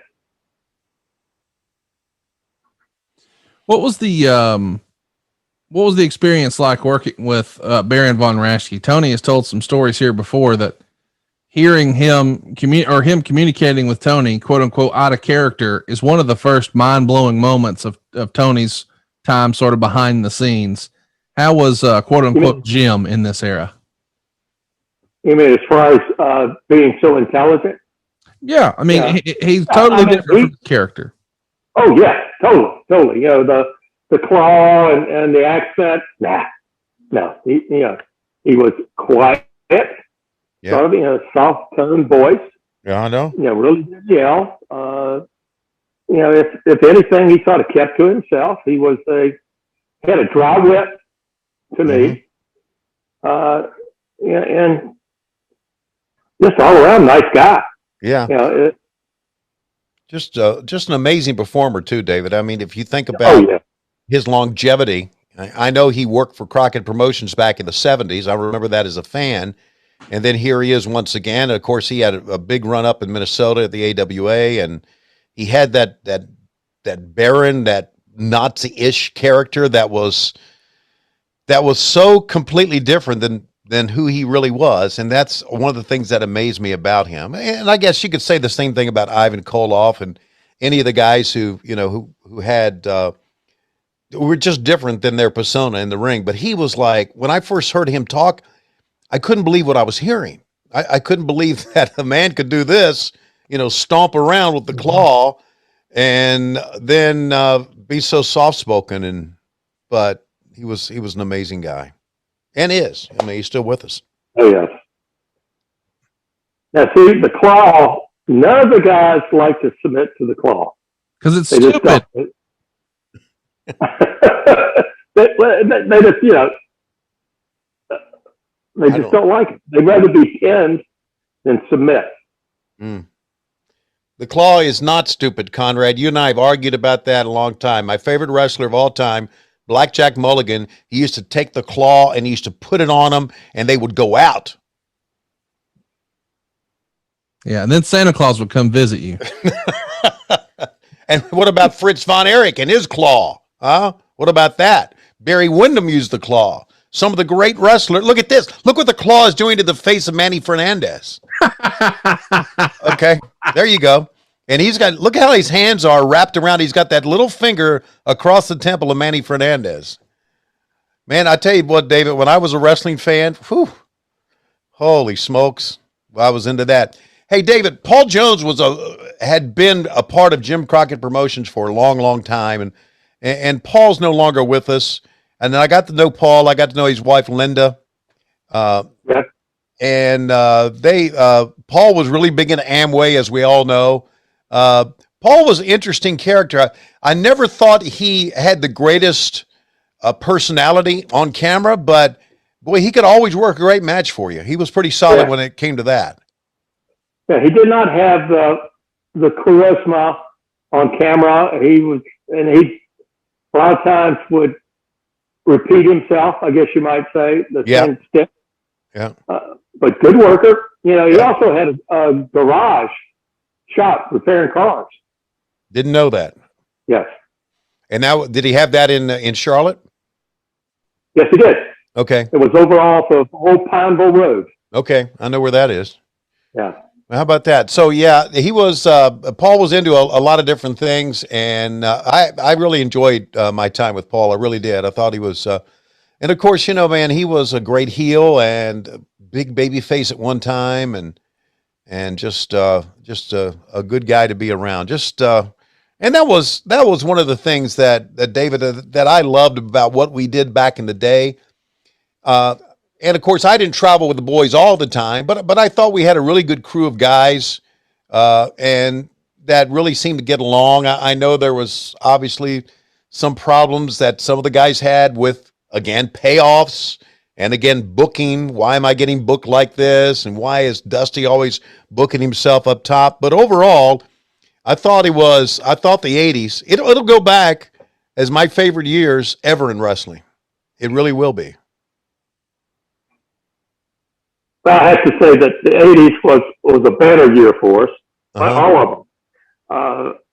Paul enjoyed being a heel more than a babyface. Yeah. You know, he could really, you know, the goody two shoes really didn't fit him, his personality. Sure. All right. But the 80s were, yes, we were going strong. Yeah, we really were. And here comes the big glove. The Baron has it, putting it on the right hand. He's set to go to work now on Manny Fernandez. Oh, he's got it. Oh, flying burrito. The flying burrito. Big pop for Manny. Yeah, oh, man. Here comes Paul Jones. Yeah, look at the fans. The fans are just like, they are into everything that we are doing. Just, didn't have to sweeten the crowd back then, David, for TV. The crowd was there for you, buddy. Oh, man, that's true. Yeah. Yeah, and one reason we kept the fans so far back is they give us a little time to catch them before they got in the ring. You know, right. He wasn't the fastest guy around. Right. Just over 8 minutes in that match. Coming up next, we've got Wahoo McDaniel and Jimmy Garvin in an Indian strap match. You guys in '86 brought Jimmy Garvin in. Do you recall the details of how that went down? Did he call you looking for work, or did y'all go recruit him? I know once upon a time he and Steve Regal were a tag team in the AWA. And from your perspective, do you remember how Garvin came in? It was a call, you know, that they'd pass, you know, wrestlers would pass word if somebody's coming in or they know somebody, say, hey, you know, I'm finishing up here in this territory or this area. You can't say territory. All right, in this area, you know, our matches are through. Hey, how about you think there might be a place for me, you know, in Mid-Atlantic? And so they talk and we'd see who's going to go out. So, because somebody has to go out for somebody to come in. Yeah. Right. So that's how it works. Right. Here's a good look at the arena and of course the lights that you talked about being on poles. And here's Tom Miller again. I can't get enough of him, guys. An Indian strap match. In order for a man to win, he must drag his opponent around the circumference of the ring, touching all 4 ring turnbuckles in consecutive order. Now, introducing in the corner to my immediate left, from Atlanta, Georgia, weighing in tonight at 235 pounds, accompanied by Precious, this is gorgeous Jimmy Garvin.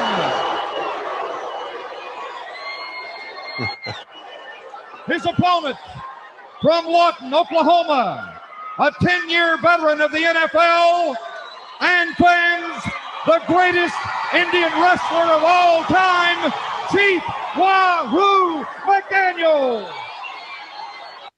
Boy, there was a big push from Ric Flair for years to get Wahoo into the Hall of Fame, and he's finally into the WWE Hall of Fame. It wasn't quite the normal presentation they do for a Hall of Fame, but still, Wahoo's in. And boy, Rick had so many great stories about Wahoo. David, do you have any funny Wahoo stories? Well, Wahoo, funny, I know Wahoo always carried a bag around, a pill. You know, it was what he'd take before the match, what he'd take after the match. And then, of course, he painted that bald spot he has on the back of his head with, you know, spray paint. And that always come off during the match. But, you know, he's a great golfer. Was a great golfer. Yes, he was. And I can't say enough nice things about him. I know that I've had you might say, the mispleasure of Wahoo being upset about his pay. Uh-oh. You know, but, you know, you have to talk him down. You have to talk him down. Now, Jimmy Garvin, you know, he's a pilot now, right? Yeah, right. Yeah. Or he was a pilot. Is he retired now? Yeah, he's retired. Yeah, but he was a commercial pilot. Yeah. And then a private pilot. He told me a funny story of he flew a well-to-do family to some event, and once they got there, they realized that the missus had forgot to pack her favorite pair of high heels. So he had to make a return trip just for the high heels. Was this trip to Huntsville and back by any chance? I was going to say, it sounded like Dusty Rhodes using the Crockett plane in '86. But who knows? You know, I just, excuse me for making this about Tony Schiavone's fandom, but, and I mentioned this about Paul Jones. You know, I grew up, not really grew up. I'm talking about my high school years, college years. You know, just Wahoo McDaniel was such a big deal, and being able to get to know him and work with him was such, and even you, David, because I watch you and you and Bob on TV all the time, was such a big deal for me. I mean, and that's why these years are so special for me, because I got to be on the other side of the camera and got to know these people. And Wahoo was, David, you remember those days where we would be in the backstage area or back in the studio that you had at on Briar Bend Drive there. Oh, yeah. We would spend all day doing those interviews. And I got to know the guys, and they all hung out, and they would come in one at a time. And this is back when Wahoo was doing this angle with Jimmy Garvin and Precious. And I would do an interview with Jimmy, and he and Precious she would spray, and she would kiss him, and they would come out, you know, for the next town, and they would kiss him. She would kiss him. And I remember Wahoo saying, and he said out loud for everybody here, he said, if I had a job where I had to kiss my wife every day, I'd quit that damn job. I can believe that. And he was serious, buddy. Oh, yes. But it was really great being able to work with him. Just, I mean, you know, just like, I mean, truly one of the toughest men I've ever been around in my life. One of the most athletic and toughest men I've ever been around, you know, just, and Flair was right, man. What do you mean? When he played for the Jets, yeah, he would say, and the Dolphins. Guess right? who? Wahoo. You know, when he'd laid somebody out. Yeah. Yeah, just one of the toughest ever. And these two guys had a pretty good thing going on here. Had, you know, Conrad, as we know, this angle where Jimmy came in and talking about the old smelly quote unquote Indian and he's nowhere to be found, and then of course he would never confront him. He only have Precious confront him. And I liked it. I liked this whole story, and I think if they do like they did in the Charlotte event, which I'm sure they're going to. There was going to end up being a lot of blood in this one. So. Oh yeah, yeah. With a strap match, you have to have blood. I mean, you know, it's going to be a lot. Yeah, you know, David, Karen McDaniel is still with us, and she came to one of our events recently in Jacksonville, and I got to talk to her, and it was good to see her. So I don't know how many dealings you had with Karen McDaniel or not, but quite a few. Before she was Karen McDaniel, she was one of a huge wrestling fan. Always there. Okay. You know, always at shows in Charlotte and Greensboro, Raleigh. Okay. Yeah. There you go. Special person. And Wahoo actually made some of Ric Flair's early robes, right? What Karen McDaniel did? Yeah, I believe so. Okay. Yeah, I think you had mentioned that before, that she had made some of his robes. The green jungle robe that he wore when he debuted the Big Gold Belt early here in '86. was made by Wahoo's wife. Okay. I did not know. How about All that? right. Yeah, David. Conrad's got all the inside scoop. Oh, I don't know about that. Oh, yeah, you do.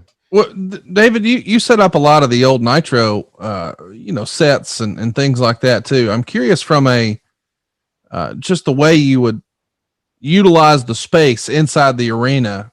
We've got so much more floor space here around the ring. Of course, there's no mats on the floor. It's just a concrete floor. But normally that front row, I mean, gosh, that's what, 6 or 8 feet from the ring. We're a great deal further away here. When do you remember that starting to change? When it became more of a television event. Also, when we started selling more tickets ringside, Sure. you have to bring it in. So, we would talk to the building, in this case, Mr. Oshis, say, we need to bring it in. We need to create special seats, special ringside seats, like 3 rows of, let's say, instead of $15, they were $25 a seat, and you got something for it. WCW did it years later, but yeah. Yeah, that's you're right. When it became a TV show and no longer an arena show, I understand that. Yeah, it was just too much space, dead space, and that you wanted the fans to get closer. So really, audio-wise, we could pick the fans up, audio-wise, and make it feel like the fans are sitting ringside, the TV fans. Yeah. The audio is something I don't think I would have thought about. That makes a lot of sense. Did you guys, and I realize, boy, this is a long time ago, but did you guys have such a thing as like an audio engineer back then, David? Yes. Yes, we did. Yeah, we did. We would get the guys from Columbia to come up and the crew that, what TV station, Tony? I don't know what TV station, but I remember Toby was our director. Yeah, Toby Jenkins. Yeah. Toby Jenkins, and Skeeter was one of our cameramen. I think Skeeter's here with Jackie at cameraman. I don't know what station that was. For some reason, I remember it being Channel 8 out of Columbia, or maybe Channel 9. I'm not sure. Channel 8 would have been KOMU. Okay. Nah, we're the CBS station. What about WTLTX? That sounds right. Yeah. Channel 19 CBS. Okay. Mm-hmm. But yes, and I'd be sitting in the truck, and I'd always say, I want to hear Wahoo, hitting, that chest there, and just, watch that sweat just go everywhere. Right. Well, one thing that we had here, and this is something that, with the exception of the WWE, I know this is something that other promotions did not have. We had our own production truck. That is correct. That's right. So we had, it was really back in that era, one of the top of the line production trucks that was in wrestling. I mean, we didn't use it for TBS like we talked about earlier, because that was done at the studio. But every time we went out for something like this, or went out for Worldwide, or went out for Mid-Atlantic Championship Wrestling, we used the truck. And of course, that was Emerson. That was the great Wayne Daniel. Yes. He lived in Atlanta. I know he does.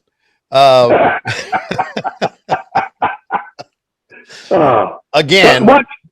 Yeah, go ahead.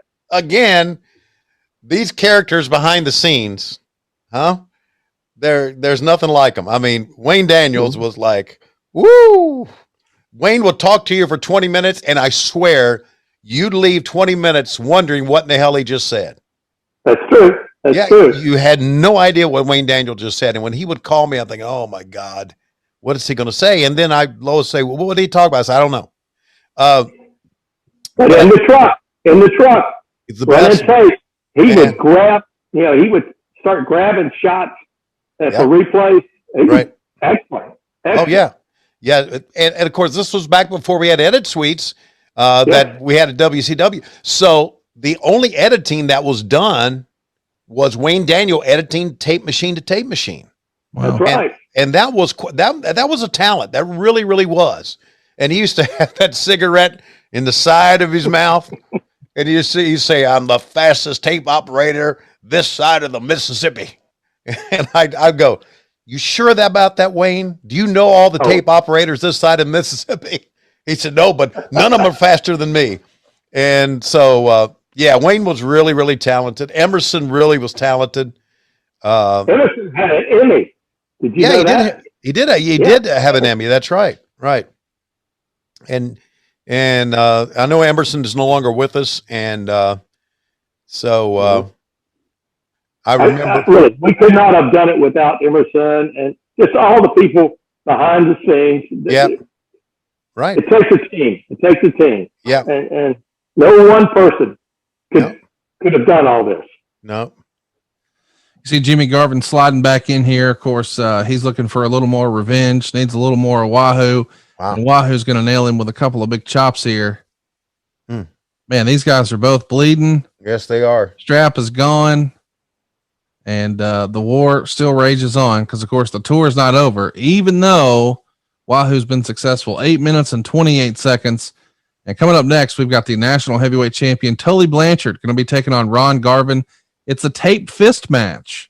So trying something a little unique. We saw one of these last week, Tony, when we watched the match from Charlotte, but we've established the hands of stone and that Garvin is the man to beat. So we'll see what happens with Tully and Mr. Garvin coming up next. Yeah, we saw just a moment there. We saw a Wally and one of his guys that helped him with the ring and making their way back. Yeah, and just some great memories. David, again, I don't want to make this all about my fandom, but I wanted to ask you a little bit about. You do. Yes, of course I do. I want to ask you a little bit about. I started with you guys in 1983. I can remember the date, the time, or whatever. But prior to that, you guys did TV shows in the studio before Nemo came out. That's right. You did those first in Raleigh, I think, and then you moved to Charlotte with it. Is that right? No, we did them in Charlotte. Okay. At WBT. Right. And then Jefferson Productions was creating so many commercials and so forth that they needed their studios all the time. Right. So we started in Raleigh. Okay. Yeah, WRAL. We were taking the show in Raleigh anyway, so we went on up. And then Jim Goodman, who was became president of the company. Yep. Yeah, he finally said, guys, our production for commercials is going strong. You need to create your own television truck. Okay. And so he gave us time, to start working on that. That's one reason I hired Emerson. Right. I tried to learn as much as I could, and Emerson was a great teacher. As far as how to wire a truck. And then Wayne Daniel, Ed Wayne. Those two were priceless together. Yeah. Yeah. Because I remember you and Bob Cottle saying, let's go to our ring announcer, Joe Murnick. And that was just, that was old school stuff for me. And then I remember you being in the studio and then of course, then we moved it, but I still, and I guess it's because it's when I first started watching wrestling, I still love the old studio stuff, man. I still love the old studio stuff from Raleigh. Well, I do. And see, I think as for AEW, you need to keep it in Jacksonville at that place. Right. And not really go on the road maybe 4 times a year. Right. You take it out because Jacksonville is a destination. Mm-hmm. Families can go. There are other things they can do. And it worked perfect. It's just, every time I watch it, I go, he needs to create a special place there.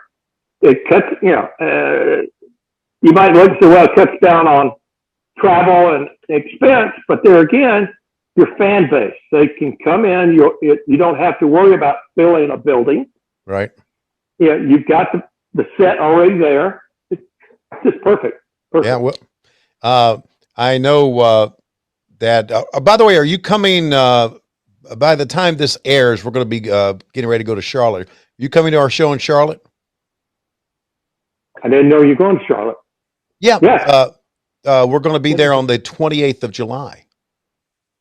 Sure. Yeah, so you need to come. Jeff Bornstein, I talked to him, and Jeff said, I'm going to invite David. I said, okay. Invite David. Well, I beat him to the punch. We want you to come. Yeah. All right. Love to. We're going to be at the Bojangles Coliseum, which, of course, as we know, was another historic venue for Crockett Promotions. Boy, Tully Blanchard, man. Well, you got him now. You got him now. You know? Oh, I know. And he looks great. I mean, he looks great for an old man. And which I tell him all the time. But man, how he when you see tell him how good this is for him. He was my idol. He's my idol. I had to grow this. Tell him, Okay. Well, that and you and Conrad, I can't diet. I don't want to diet, but I'm trying to look like you guys. You think? Okay. Next, I'm going to ask you, Conrad, about teaching me how to do mortgages. Oh, you would be the best mortgage guy in the history of mortgage guys. I was surprised to hear that your brother Jimmy actually did mortgages for a while. I had no idea. Yes, he did. That he did. He had I guess he got him from Lending Tree was one of them, and he just make the calls. I'm fascinated by, what was happening and what everybody's duties and roles were here. You're telling us earlier that you were probably in the truck for this show, helping direct. What would Jimmy have been doing on a show like this? Oh, he's in the back. He and we've got a headset there and several, and a mic to the truck, of course. Yeah, he'd be screaming about camera angle or whatever. But see, these matches before the main event are just, we're putting them in the can. We don't necessarily shoot them to use them, but we know they're going to be good matches. So let's put it together. And then two, with TBS, who was it at TBS? Well, their home entertainment, they started talking to us about the Great American Bash. Tony, that's where we started voicing over all these things, was at Turner Studios for the videotape. Right. Steve Chamberlain was the Turner Home Entertainment guy. Remember Steve? Yeah. Yes. So on a show like this, I mean, we've never really talked about this, Tony. Do you guys remember, were there quote unquote agents? Of course, these days, and even in WCW, you guys had producers or agents or whatever you want to call them. Did that role exist here in Jim Crockett Promotions in 1986? Agents? You mean real agents? Like producers, these days, or, a generation later, you would have had guys in the WWF, for instance, you would have had Rene Goulet, and you would have had, Chief J Strongbow, and you would have had guys like that. You would have had Blackjack. You would have had other folks who were Blackjack Lanza. Yeah. Blackjack Lanza. Gene Anderson. Okay. Sandy Scott. Would sort of be our agents. Okay. Right? They would go to house shows, or if they were wrestling, they would handle the house show for us. We had agents, but not like WWE had. Right. It was just another thing, because Gene wanted to work in the office, Sandy wanted to work in the office. A lot of guys did not want to be in the office at all. Right. They'd rather stay home and sleep. Sure, why not? Yeah. I'm curious, what your take is, David, on what was happening on the other channel. Of course, we're knee deep in a big promotional war. The territories are starting to become a thing of the past. It's starting to look more and more like a 2-horse race. Jim Crockett Promotions and the World Wrestling Federation, or as we knew it at the time, WCW and the NWA. Right. What did you think of Hulk Hogan at the time, not necessarily Terry Bollea, not the man, but the presentation that we saw of Hulk Hogan, where it was larger than life, but really aimed towards children. And clearly they're trying to, market to children with cartoons and lunch boxes and all the merch and action figures and whatnot. But that is not exactly the way wrestling had been presented in Jim Crockett Promotions. This was more adult oriented, more hard hitting, more serious, more blood, more action. Were you a fan, or could you even appreciate? Go ahead. All right, this was blood in the arena. Right. You really didn't have a lot of blood. It was only special occasions.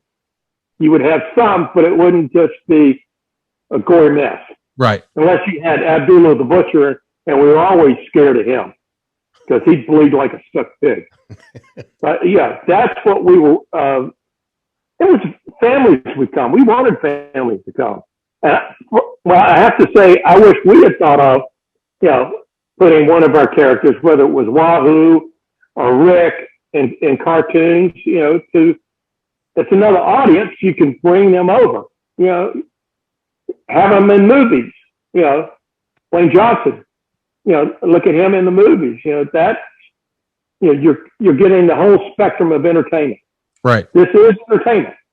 You can look at it and say it's not, but it is. Look at that whole spectrum and say, okay, why not look at it over in the movies, whether it's another television program or a quiz show, whatever it is, have a wrestler. They know it's wrestling. They can identify. I guess we're not talking about the matches any, are we? Oh, no, listen, we can talk about the match. We're just tickled to have you here, pick your brain. Yeah. And to me, you got Ronnie and Tully, two fantastic workers. And yes, hands of stone, and Tully is a great ring general. Of course, a lot of people don't like him just because of his mouth. Outspoken. Yep. That's very outspoken. But there again, if you get to the weeds, he's got a lot of good points. Mm-hmm. See, I thought he'd be a good booker. I really did. He grew up in the business. Step away from himself. Yeah. That's the problem. A lot of bookers cannot back away and look at the talent and not project themselves on it. Plus, if the booker was wrestling, he's always going to be the one that's going to win eventually. Yes, he is. I think Vince is the only one I've seen that really has done a good job with it. All right. We're seeing Ron Garvin here and Tully Blanchard slug it out. It's a tape fist match. Of course, we've talked a lot about Tully Blanchard. We haven't spent nearly as much time talking about Ron Garvin. How was he to do business with, David? Very easy. Easy. Really, this is his match. He does it. Sort of sits in the corner. He does his push-ups, his Hindu squats. He goes when he's not there. Was building trailers, to sell trailers. He was out on Wilkeston Boulevard, Charlotte, up on a hill. Now I think he's in West Virginia, up on a mountain. Yes, he is. Yeah. And it still looks very good. Very good. Yeah, Ron was a good guy, man. Did you ever fly with him in his plane? No. I did. No. Did you? Oh, that had to be an experience. It was. We flew from Atlanta back to Charlotte after one of our studios. And he said, "See those cars down there?" I went, "Yeah." He said, "Those cars are going faster than we are right now." I said, "That does not make me feel good." He said, "Well, just let you know, it does." I don't know if he's trying to scare me or not, but yeah, he was another one of those pilots. But Ronnie was, I just thought this thing, I thought this angle with Ronnie and Tully was great because they were both great athletes. They both made it look really authentic. They both could take punishment and dish it out. And it was just, I just like this. Yeah. I like they this. Both snug. would be the good word. They were definitely snug. They were snug. Very well said. And see how Tully can just bounce up against the Tully. Oh man, I've often said, and I know I'm right on this, it's an art form, more of an art form than ever before back then, and it was just very, very well done. All right, I have to say this: you need to look at our top talent in your videos. They say very little in the ring. They feel each other. They feel the crowd. Sure. And little or no talking. Now, God forbid, you have to plan every second out. Oh, I know. Yeah. Yeah. It's just another example of how the business has changed. And, you know, there's a lot of guys that would say it's changed for the better. And there's a lot that says it hasn't changed because if guys don't get the spots right, sometimes they get lost, but they just improvise. I remember, one of my favorites is now Tully, by the way, has a foreign object in his hand that obviously will be used. And there it goes. Wow. Speaking of snug. Mm-hmm. And look, you got Wahoo over there. Yeah. Wahoo got JJ. Yeah. And, but anyway, I used to, I really liked Ole, and he and I talked a lot. And he said, back in the day, he said, we'd be in one dressing room and our opponent to be in another dressing room, and the referee ran back and forth between the dressing rooms and say, this is the finish we want. What do you want to do? And he said, all right, tell him we want to do this and this and this. And he go back and the guy say, okay, let's do this. And he said, that's how we planned out the match. Right. And to me, that was the magic of it back then, being able to do it on the fly like that.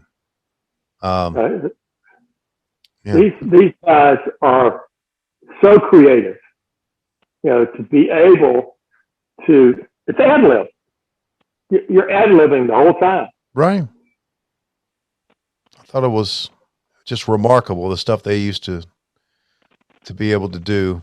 And still today, I mean, I'm just amazed at some of the stuff that goes on today. But, again, my fandom kicks in here from the Crockett era and just wonderful stuff. All right, so this match is over, Conrad. How long did this one go? Let's check the videotape if we shall. It's 1 minute and 50 seconds of the fourth round. We're doing rounds here. Yeah. Mr. Miller is actually going to announce Garvin as the winner before he has to correct himself. It's actually Tully who picks up the win. Okay. Garvin's going to try to collect himself. Wahoo in his corner. And coming up next, boy, it's going to be a treat here. It's Ricky and Robert taking on Ole and Arn. They're going to go to a 20-minute time limit draw. Okay. And the stipulation for that match was that the winners would be the number one contenders for the tag titles. But man, if you can see Ole and Arn and the Rock and Rolls, this is going to be a barn burner. You just know it. It is. And I'm so surprised that Ricky and Robert are still wrestling today. And it's unbelievable. They're still fast. Let's listen to the pop here. In the corner to my left, from the state of Minnesota, with a combined wrestling weight of 507 pounds, Ole Anderson and his team partner, the NWA World Television Champion, Arn Anderson. And now their opponents from the volunteer state of Tennessee, weighing in at 432 pounds, fans, the Rock and Roll Express.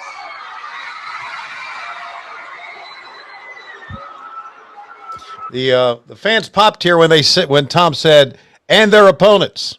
Yep, they were ready. All right. Remember when we did the Rock and Roll Express on the bus tour? Yeah. Yes, I do. I was on every one of them. Man.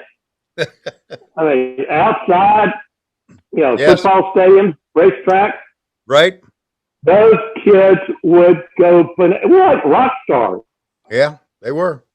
As a matter of fact, David, one of the venues for the Rock and Roll Express Super Summer Sizzler Tour was a stadium in Florence, South Carolina, when Henry Marcus was the And he didn't bitch about that night, I can tell you that. Because I went to him, I said, Henry, did you make enough money tonight? He went, oh, yeah. He didn't know what to say. Right. Oh. Yeah. So that was good stuff, man. And that's going to be coming up later here in 1986, which, David, this entire year that we've been watching was a very special year for all of us because of the numbers we were doing on TBS, because the Great American Bash, Super Summer Sizzler Tour, but it was also a very heartbreaking year because of what happened to Magnum T.A. later on in that year. But 1986 will go down as really the year that I think Jim Crockett fans remember, especially during the 80s, more than any other year. I agree with you. You know, I'm just thinking about the Great American Bash and just all the, you know, we had David Allen Coe, David Allen Cole, right? Yeah, it's Coe. Yeah. Up in there in Charlotte. Right. Hank Williams Jr., right? We had him. We had George Jones. Yeah. Waylon Jennings and Jesse Coulter. We had Delbert McClinton, I believe.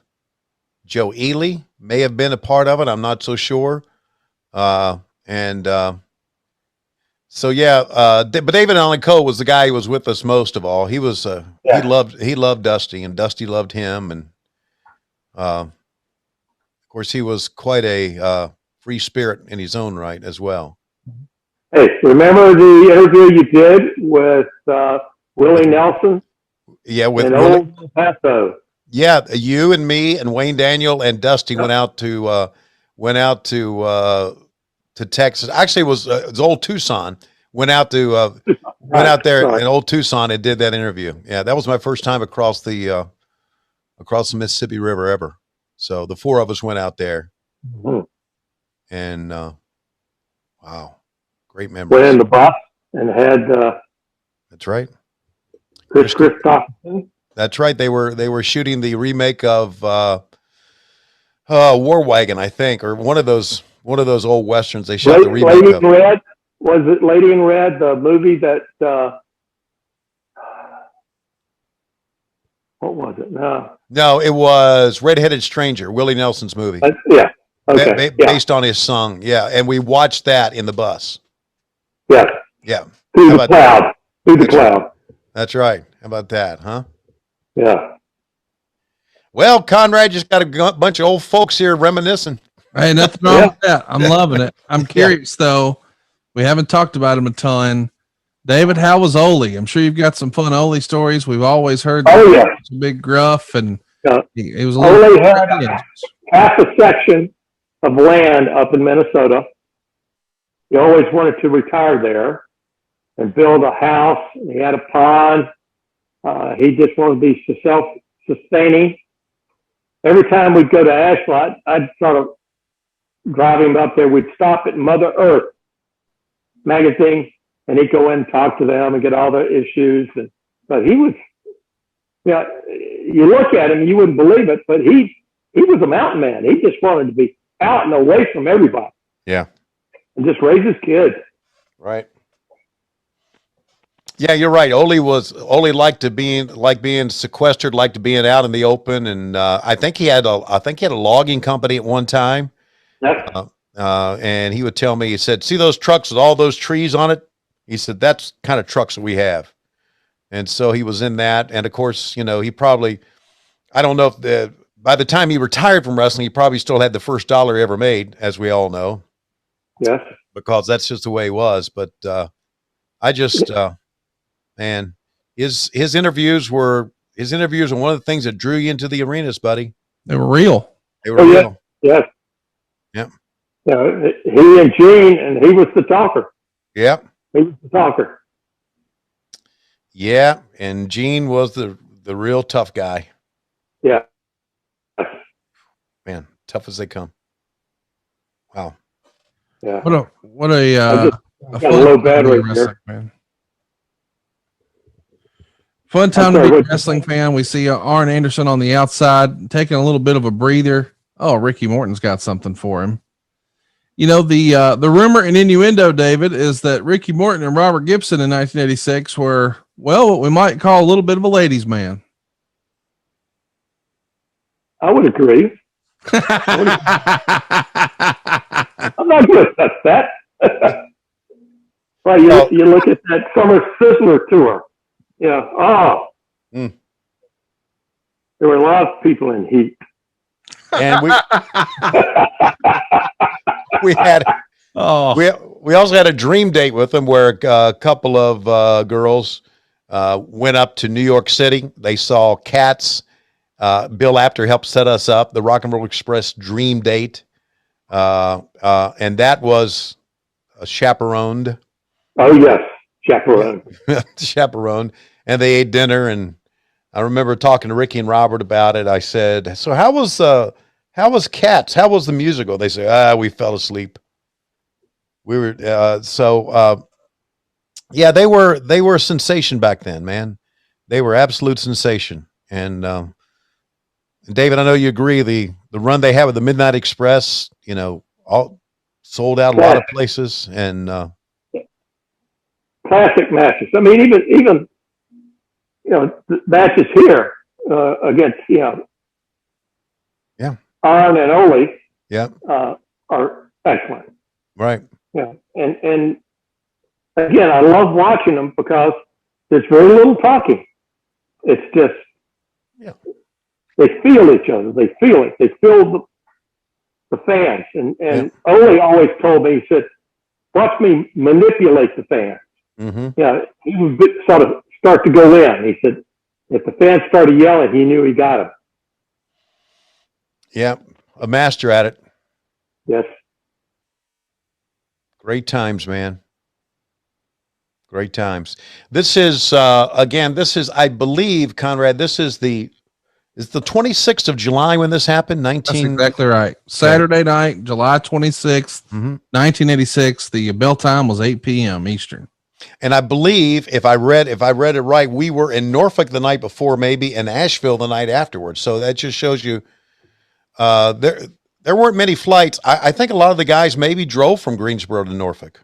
Believe it or not, the next morning you're in Atlanta for TV because, that's what you did. Got the studio, right. And then the Civic Center in Asheville that evening. And then, or actually that day, it's a matinee show in Asheville. You would get to Dallas and did your debut Jim Crockett Promotions show at the Reunion Arena. 10,000 fans there in Dallas. We haven't talked about that at all. David, that's very much within your sphere of WTBS. Of course, it is the superstation that goes all over the country. But Dallas at the time was probably considered world-class territory. Do you give a heads up as a promoter to give them a heads up that you're coming in, or they'll find out when we want to? We tried to work with them. And if you don't want to work with us, then you're working against us. And a lot of things we were trying to save them from having Vince take them over. Right. Because he was the steamroller. And Jimmy kept on trying to create an NWA tape, having matches from the different areas, but everybody was suspicious of everybody else. Yeah. They didn't want to do it. Eddie Einhorn came in and with Byrne and said, well, why don't we do this? And nobody would budge. We had the capability of editing the shows for them, and they could bring talent in with TBS, and we put them on TBS for them. But now, some would do it for a little while, but no, they just suspicious. Yeah, David, is it fair to say that once JCP landed the Turner deal, that really changed the complexion of the NWA, didn't it? Yes, it did. Because as far as fans were concerned, now Jim Crockett Promotions was the NWA, but before then it was just a collection of promoters that worked together. But now you guys were, just because of TV exposure, were on top. Yeah, and we promoted the NWA, right? The world's best.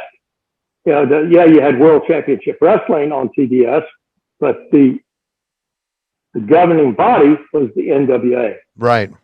Yeah, the best wrestlers, the best talent, Right. everything. And two, TBS was riding high as the superstation, and everybody loved it because we were the #1 program on the station. Yeah. All the hours that we had, we dominated the hours. Mm-hmm. Talking about the NWA at the time in '85 and '86, your brother Jimmy was the president of the NWA, but right before him and after him, it was Bob Geigel. What do you remember about Bob Geigel as the NWA president and a promoter there for Central States Wrestling? Bob, a former wrestler, he had his agenda, like most of everybody else. I had nothing against him. I just think that they were thinking about themselves, himself, his area. He had Harley race. Right. Right. Yes. And so, and Sam Musnick, all the other old timers, was, we were the young people in there. Jimmy was, even Vince, Right. he was young, he not the old man. So, they didn't trust us. We didn't trust them. Yeah. Mm-hmm. One thing I remember about Bob Geigel was the Central States Wrestling TV show looked like shit. Because I remember it was like a one camera shoot almost.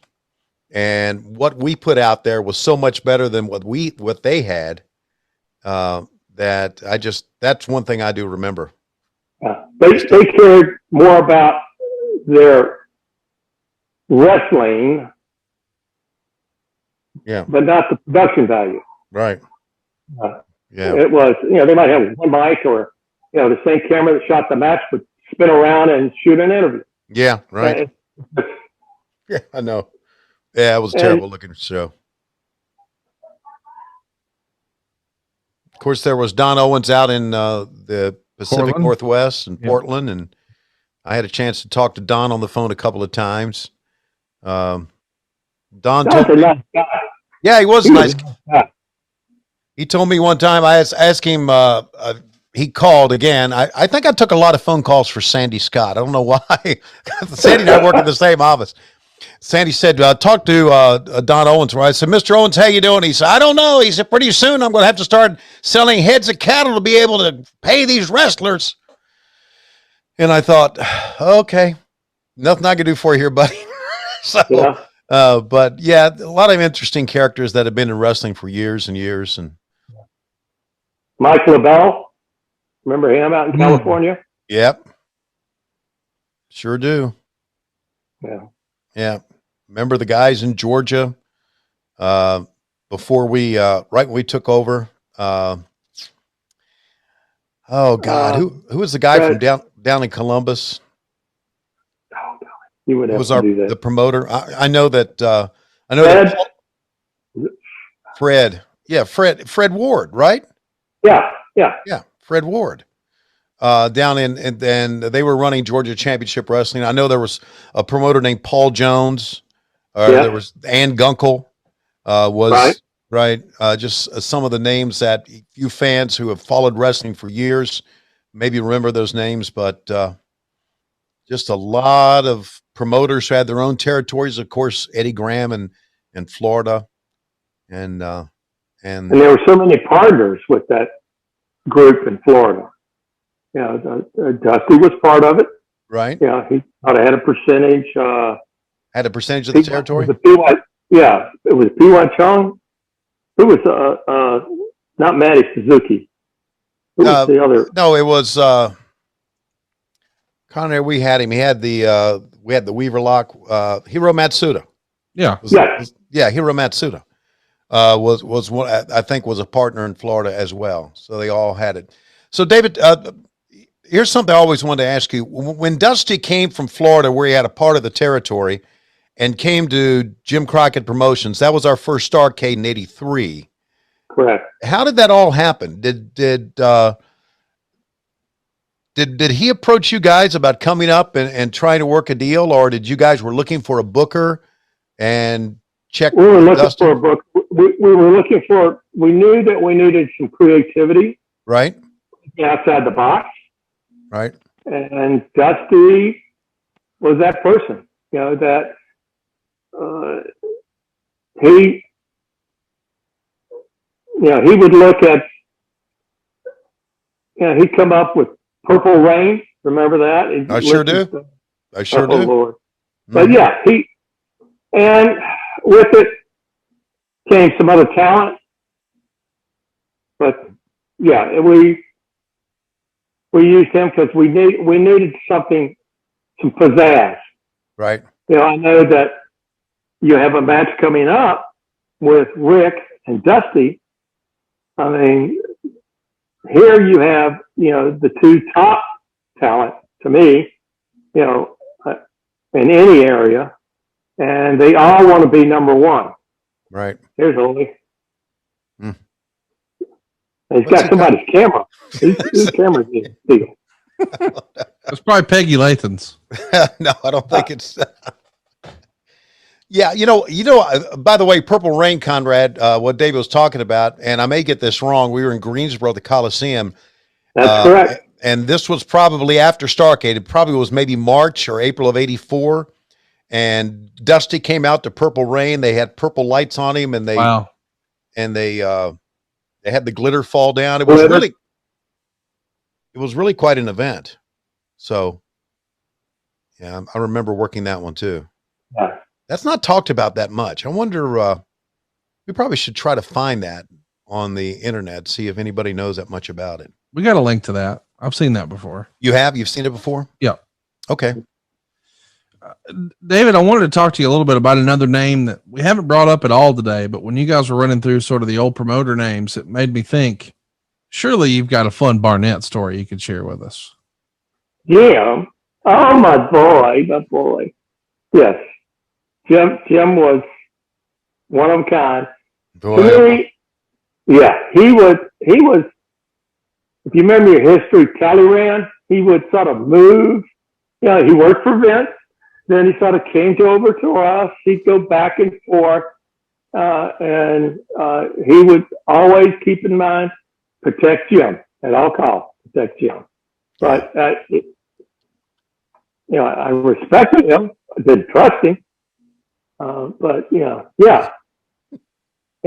As we talk at some point, I'm going to have to get a cord and hook my phone up. I got a low battery. This is a professional outfit. Don't worry about it. A couple of weeks ago, Tony Schiavone took a shit right in the middle of the show. We'll be fine. So go ahead and find yourself a cord, David. If you do have power there where you are up in the mountains. Yeah. I'll have to get on my bike. Have to get my bike and generate it. Okay. Jim Barnett. God, Conrad. I just assumed he had a story. No, yeah. Here's the story about Jim Barnett. Everybody respecting, no one trusted him. Oh, I didn't know that second part. Right, yeah. Yeah. God, he was a snake, man. You really? Oh, the worst. How so? Give me an example, Tony. Okay. I heard that. Well, he just made me mad there at the end. And I'm talking about the end of his run it up. With this one, Eric was running the show, and we would go out and try to, the booking committee would go out, and I would go out with them to try to, write down, format the show that they came up with. And there was one time that Janie left that booking committee meeting, and there was something we had to ask Janie. So I called her from the hotel, because we always had a room at the hotel, a boardroom or something. And she started talking about some things. He jerked the phone out of her hand and says, "Janie's busy. She's driving me home," and hung up on me. And I said, fuck him. And I got mad, and I told Eric about it. And then from that moment on, Jim and I were like bitter enemies. And had we been bitter enemies back in the day, I probably wouldn't have survived it. But the fact that he was older now and at the end of his career, made a difference. And Eric, I think about a year later, let him go. Eric called me and he said, "I got some great news. You're going to like it." Guess what? He said, "I let Jim Barnett go." And I was very excited about it. I thought Jim Barnett in his later years did everything he could to make our job difficult. Really? Yeah, I really think that. I think anybody that worked with us back then would have agreed with me. I think Janie Engel would have agreed with me. I think Kevin Sullivan would have agreed with me back then. Maybe Mike Graham, of course, who's no longer with us, would agree with me. Anybody who was working back then, he just made it very, very difficult. He did all he could to not undermine us, but just to make our job difficult. And that those small things like that. So I didn't have time for him at all. And I mean, I get along with almost just about, I get along with everybody. But if you try to make my job difficult that I'm trying to do, then that's one thing I don't have time for you with. Make sense? That makes total sense. Yeah. So, and this was just an old guy at the end of his career. I don't know, but Eric, let him, next time you and Eric, have you ever talked to Eric about him? Not on a lot. On 83 weeks? Cause he's the one that finally showed him the door. So.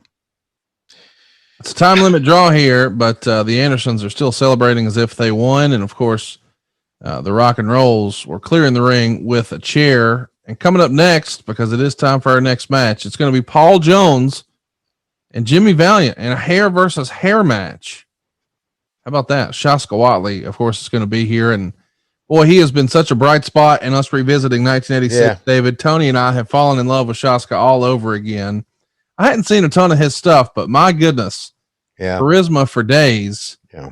What a great performer. David still with us? Yep, he is. Let's go ahead and listen here.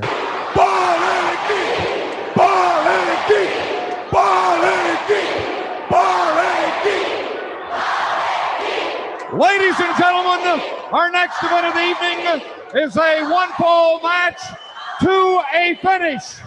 One of these men will have his head shaved. The man who loses. Introducing first, in the corner to my left, from the state of Texas, weighing in tonight at 240 pounds, number 1, Paul Jones. And his opponent from New York City, weighing in at 242 pounds, the Boogie Woogie Man, Jimmy Valiant. Oh, he's got the mic. Let's listen to what Boogie has to say. Paul Jones, you will be a ball-headed geek tonight. Such a little thing, but it worked. David, I think you've got yourself muted. If you can unmute yourself on Zoom, it should be the bottom left-hand corner. Sorry about that. Tony? Yes. Paul Jones, Jimmy Valiant match. This feels like punishment. Did one of us lose a bet? No, you know what? Jimmy Valiant was pretty popular back then. There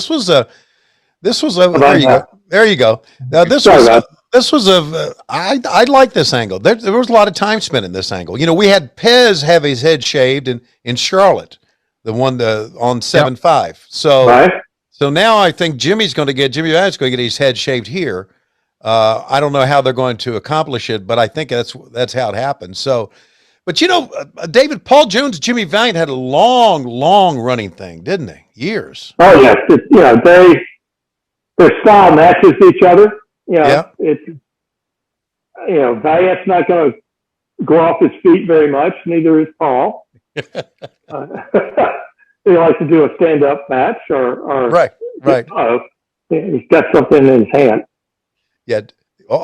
Yeah. Jimmy's idea, David, of selling was just to kind of quiver, like he's doing right now. See he's quivering. Yeah. Is he had hand flopping? I think he still has the same trunk now. Do you know that? Oh yes, he does. He absolutely does. He did a show for us in 2019 in Memphis. He did a special appearance for us at AEW when we first started, and he had the exact same trunks when he came out. And David, when he arrived at the building in Memphis that day, he came right up to me and he says, "Hey man, where do I get paid?" He didn't say, hey brother, how you doing? Hadn't seen you in a long time. I said, hey brother, where do I get paid? I saw him at the Strawberry Festival in Fort Mill, South Carolina. Wow. There's a guy that has a air conditioning business that brings them in. Had Rock and Roll Express there too. And Jimmy Sutton comes in and does his little thing and wearing the same trunks. Yeah. And the guy was feeding them and putting them in a hotel and pay him every night. And you know, the Boogie Woogie Man could sell his merchandise. You know, that was the thing. Everybody wanted to sell their merchandise. Sure. Yeah. So do we here. By the way, lowestrules.com or boxofgimmicks.com. He's been a referee for maybe the majority of the night or maybe all night. Baby Earl Hebner, of course, a couple of years after this, he's going to run off and make, I don't know, big time wrestling history. They did that evil referee, double referee, twin magic gimmick with Andre the Giant and Hulk Hogan on the main event show in prime time on NBC. But he was here first. And most people think of him as maybe a lifer with the WWF, but of course he was here with Jim Crockett Promotions, then Vince McMahon, and of course these days I think he's hanging around Impact Wrestling. Got any good Earl Hebner stories you can share with us, David? No, not really. I really don't. He was one of the quiet ones around. Yeah, he was. He'd run back and forth to the dressing rooms and, you know, give him finishes, but not much going on. But basically, he and Tommy Young were your basic referees back then. I know we had Sonny Fargo. Yeah. We had Sonny Fargo did some refereeing for us as well early, but basically it was Hebner and Tommy Young. Sonny, he was getting up in years, right, and really couldn't do much, right. Look at this. Should have won it. Yep. And here we go. Shaska. God almighty, love Pez. Pez is the best, man. Yeah. I mean, Pez, some of the interviews he did, David, you have to see them to reminisce and remember them, but they were just, and I didn't remember them, but some of the stuff he did as Shaska Watley was wonderful. So now Jimmy Valiant has lost. And Manny Fernandez is trying to smarten up Earl Hebner as to what happened. Yeah. There comes Sam. Yeah. Yeah. Well. Oh, gosh. So we're going to have Jimmy Valiant's going to get his hair cut. And I'll be interested to see how they do this. Somebody is going to be a bald-headed geek. Yeah. Of course, last time, they held Pez, which was the optics of that weren't that good, but they held Pez. So let's see if he'll just be out, and I don't know how they're going to do it. But of course, the Italian's got to be here. Of course. He probably ran out on his own, knowing him. Sandy Scott is going to come investigate the controversial finish. Oh, okay. Well, is going to start. There's a nice guy. Nice guy. There was nobody like Sandy Scott, man. Nobody likes Sandy Scott. Let's track this. Listen to the crowd. See if we can hear him chanting.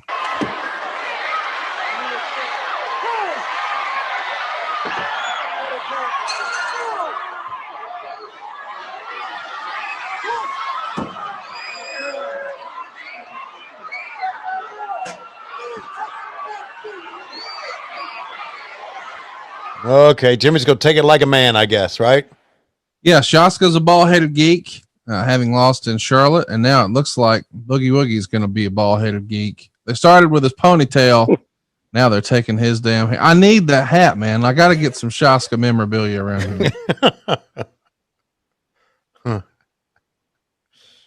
Oh, God. Wow. I can hear Shaska now. You undercover hillbilly! Oh, God. The stuff he used to say. Boy, I need to listen to some of those tapes. I bet. You do, man. You need to listen to some of that stuff. Is priceless. Some of the stuff. Yeah, and I wonder why some of good talkers, let's say, Yeah. you know, didn't go further. Yeah, I agree. I don't know why. I don't know why. I don't get it. Was it the bookers at the time? It would have to be. I don't know. Watley was great. Tremendous. Yeah, he really was. Just, he was entertaining. And look at that. Go take it like a man. And Sandy Scott's going to do the deed. I can't believe what we're watching here. I've never seen this. Oh. Hypothetically, Mr. Crockett, for an angle like this where Jimmy had to cut his hair for real, does he get, as JR would say, a little extra cheese on his Whopper? No. Okay. Okay. Yeah, just part of it. Yeah. Part of your pro. Yeah, I got it. Yeah, it's because it's where he's positioned on the card. Yeah. Now, if he didn't want to do it, he might be in, one of the preliminary matches. Right.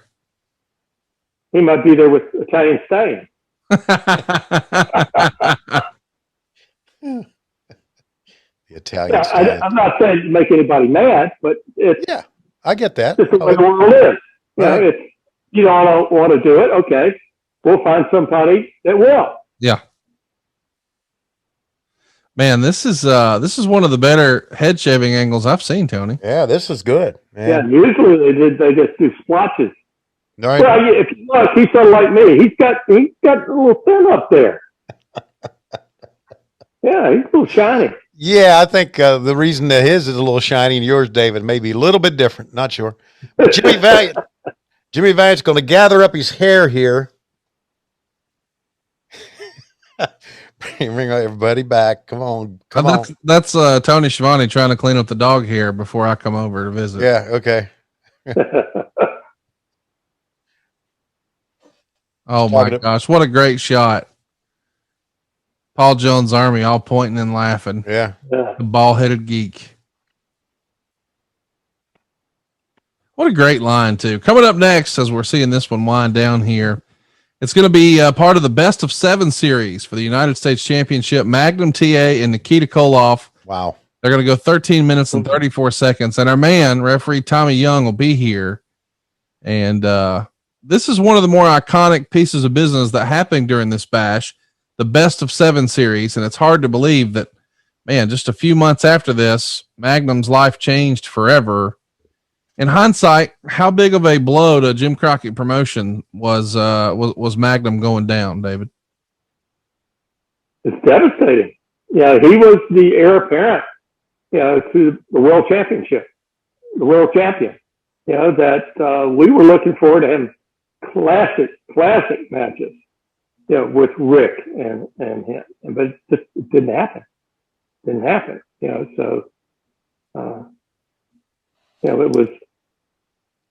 it was a shame. Yeah, I think David, before the year ended, I had a feeling that Magnum was going to get a world title run before '86 had ended, and of course, Rick then wrestled Nikita, right, in Starrcade of '86, if I'm right. Nikita kind of took his place, and I remember thinking, man, that should be Magnum, and that should be his chance of becoming the world champion that night. Right. But we were getting ready for that. We were sending Magnum out to the different areas, to right. Kansas City, to up in Oregon, right, to Texas, to get them used to Magnum. Right. And we would actually send somebody with him, if we didn't trust them. Right. So, yeah. Let's listen to these ring introductions. Nikita Koloff. And now his opponent from Virginia Beach, Virginia, weighing in at 244 pounds. Wow.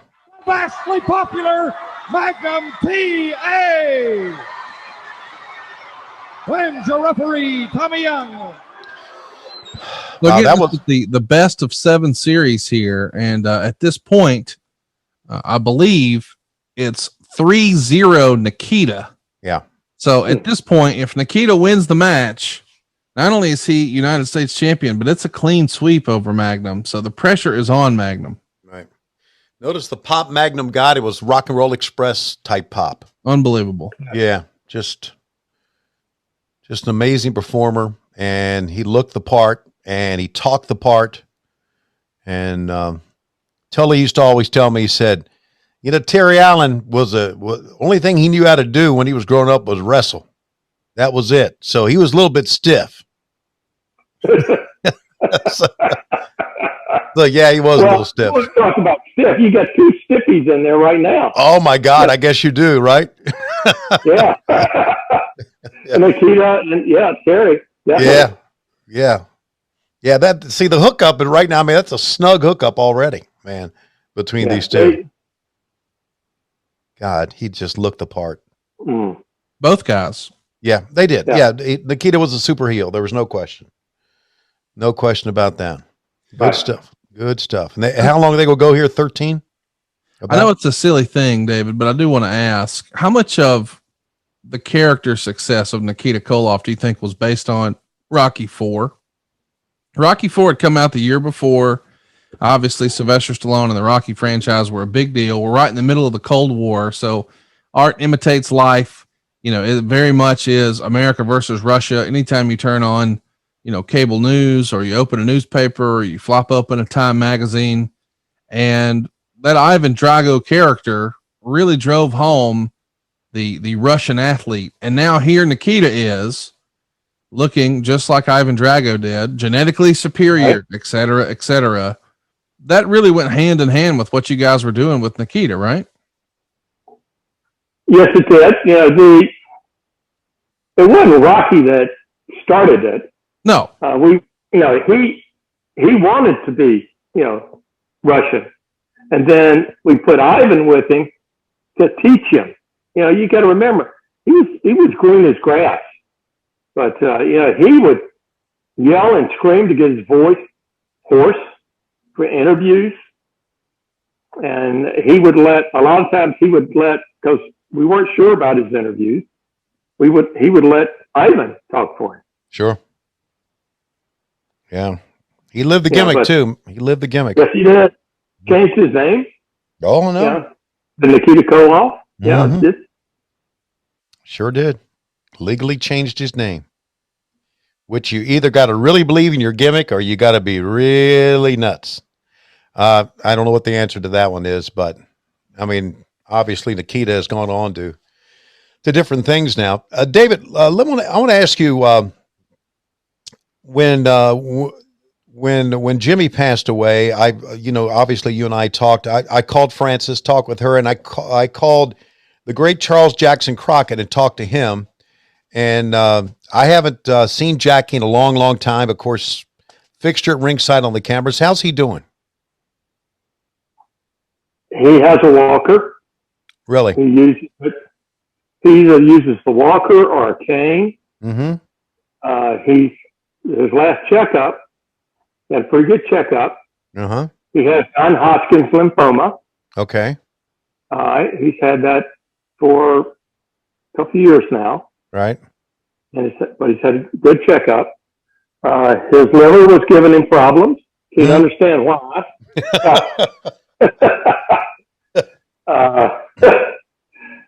But yeah, he's gained too much weight. You know, here I'm talking, but I'm skinny compared to Jackie right now. Okay. It was great. It was great talking to him, and one of the memorable characters behind the scenes in Jim Crockett Promotions. Really, there was nobody quite like Jackie Crockett. So I just wanted to see how he was doing. I'm going to call him. I guess he and Ruthie are still together. Oh yes, yeah. That's not her choice. Oh no, she. I'd tell you what, he is so lucky to have her. Yeah, you're not kidding. He really can't drive. She drives him all the time. Yeah. But yeah, she said that when he's too much for her, she sort of goes out. They live in her parents' house. Oh. And her dad had a shop. And she's very handy, and she goes out and works in woodworking in the shop. Yeah, I know. That, or she makes salsa and blackberry jam. I know. She has sent us a couple of boxes of them. So yeah, that's tremendous. Good person. Good person. Well, good. I'm glad to hear that. I mean, and Frances is doing better. Yeah. You know, she's on a walker. Her memory is better. Okay, good. But you know, her girls, well, her whole family, they take turns going over there 5 days a week. Oh, that's good. Yeah, that's good. And I went over there last week, and matter of fact, Jackie and Francis and I had lunch together. And then instead of driving Miss Daisy, I drove Francis, driving Miss Francis. Took her about an hour and a half through Charlotte, and she's in her place. But yeah, it doesn't seem like that long ago, David. It really doesn't. When you go back and look at '86, and I think about the years of the ballpark, it just seems like it was yesterday in many ways. It really does. Yeah, they're having decent crowds, good crowds out at the ballpark. Yeah, they are. Good. Well, wasn't like the old wooden ballpark that we all remember. I can tell you that. That was a place, man. That was a great ballpark. Buster Sloan. Wow. Yeah. All right. So Magnum and Nikita. Nikita, I think, is trying to call a spot. Magnum's probably not listening to him. He's probably saying, like, "What the hell do you know?" Yeah. But see, Magnum had that. Not only his interviews had the fire, Conrad, his matches did too, man. Oh yeah, just everything. Yeah, just imagine what it would have been like if he hadn't had the accident. Yeah, I know. Yep. It'd have been a hell of a run with him as a world champion. Yes. And on past that, can you imagine eventually turning him heel? Yeah. That would have been interesting. I mean, it gets to the point where you really have to do that. I know. I get it. But you're talking years down the road. Right. Yeah. But, he kind of gave a heelish interview anyway. Yes, I mean, he never smiled. He always, had that scowl, and he always looked in the camera. He kind of had a look like Jake the Snake Roberts. They had different interviews, I know, the way they did their interviews, but they always kind of looked in the camera, had that serious look about him in the camera. And there we go. He comes up bleeding here. But he was great. And of course, Tommy Young was so good at what he did.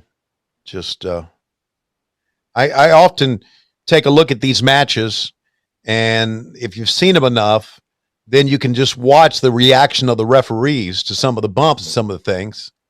And, just Tommy was, admittedly, Tommy was a different sort, but Tommy was, but Tommy was great, man. Yeah. Tommy's still with us, right? Oh yeah. Yeah. We had him at StarCast, and we interviewed him, and we asked him one question, and 20 minutes later, we were able to ask a second question.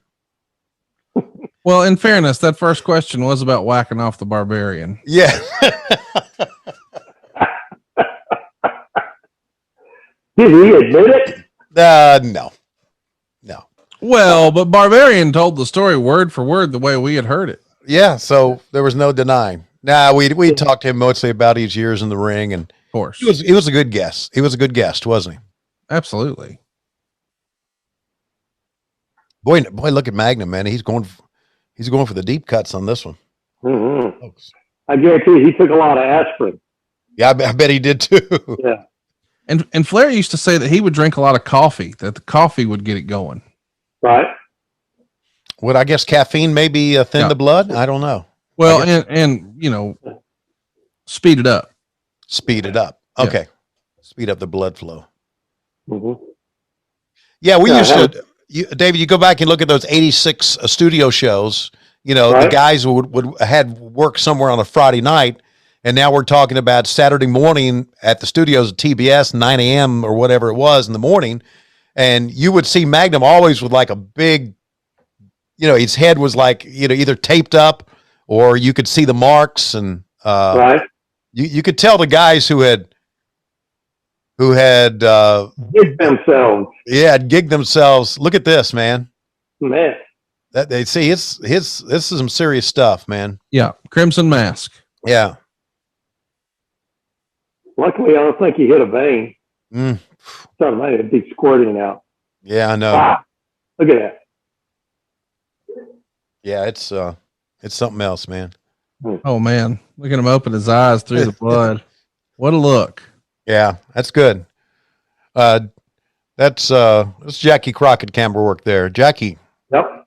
Yeah, I'm telling you, having one of the owners of the business work camera, ringside camera, huge. Had a lot of benefits. A lot of benefits for it. Yeah. He knew what to look for. I always knew that he would do whatever is needed to get the shot. Right. And he could feel the rhythm Mm-hmm. of the match and the wrestlers knowing what they do. Right. That it fall right in. Yeah, you're right. And he knew when not to shoot too. He was smart about that. Yeah. So that was good stuff, man. Well, I mean, I can't believe we've talked this long and we haven't talked about David getting nailed with the Russian sickle. What a moment that was. One of the memorable moments, I can tell you that, for me as your broadcast partner, one of the memorable moments I never will forget, especially when Toby Jenkins said to me, or said on the headset, okay, I remember you doing that interview, and I remember thinking, damn, David is, because you used to get on the heels anyway, but David is really picking up the steam here for some reason. I mean, he's really getting on his ass. And then I heard Toby Jenkins say, okay, we're 2.5 minutes into this. Where are we going from here? And I'm thinking, why did Toby say that? And then all of a sudden, boom, down you go. And of course, now I've got to say something. What the hell am I going to say? I had no idea. It was a moment I'll never forget. He clocked you pretty good, David. Yes, he did. Yeah, it was definitely a moment to remember. Yeah. And didn't you tell him to lay it in too? I mean, you told him you need to make it look good. Yeah. Oh, he said, don't worry. He said, this is the highlight of my career. He said, this is for all the bad payoffs, everything. He said, I can't give it to you, brother, but I can give it to you. Oh, man. Wow. Yeah. It might have been in Shelby. I'm not so sure. It might have been in Shelby, North. It was. Wasn't Shelby. Okay. How about that for a memory, Conrad? How about that? I mean, you don't remember shit about Steve Austin's career, but you know exactly what town it was. I know what town it was. Swickle. We were on the stage up there at the old Armory, and David took the bump. Oh, it was memorable time, man. Memorable time. Oh, good. These guys are. I had to lay there and sort of take a count. Okay. I still have my teeth. That's good. Bones are all right. Yeah, a little sore. Head hurts a little bit. Yeah. But I think I'm all right. We're seeing the referee Tommy Young make the count for Magnum. Magnum is bloodied, worse for wear, but he's fighting for how he cheated. He kicked his hand. Oh, dear.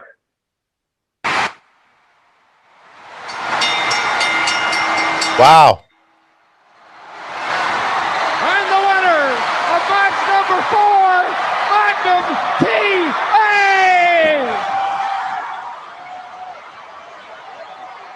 It looked like Magnum was left for dead. He's down 0-3, and I'll be darned in match number 4. Magnum pulls it off. Man, that crowd erupted. Yep.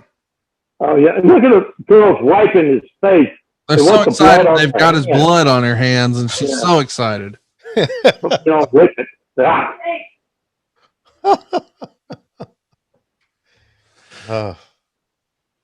We're not done, by the way. What a card this has been. Coming up next, it's the Road Warriors teaming with Baby Doll to take on the NWA Tag Team Champions Bobby Eaton and Dennis Condrey in a steel cage match.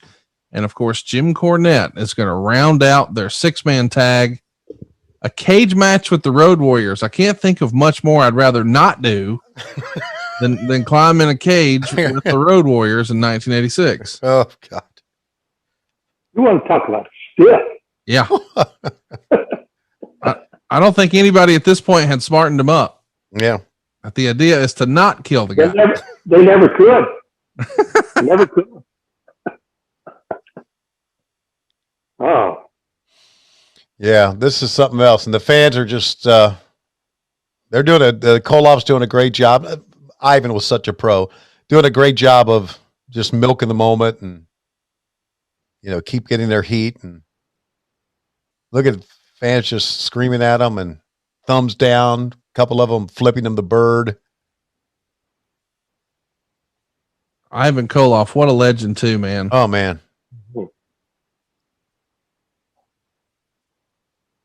What a different time. Nikita. They still want to touch him. Get that sweat on him. Yeah, I know. Absolutely. Yeah, this was a great time. Ivan passed away a number of years ago, and a great gentleman. Oh my God, here we go. I got to track this. You've ever seen in your life. Ladies and gentlemen, the tag team champions of the world, Loverboy Dennis and beautiful Bobby, the Midnight Express. And they are accompanied in the ring tonight by a man from Louisville, Kentucky, weighing in at 196 3/4 pounds, their manager and advisor, Jim Cornette.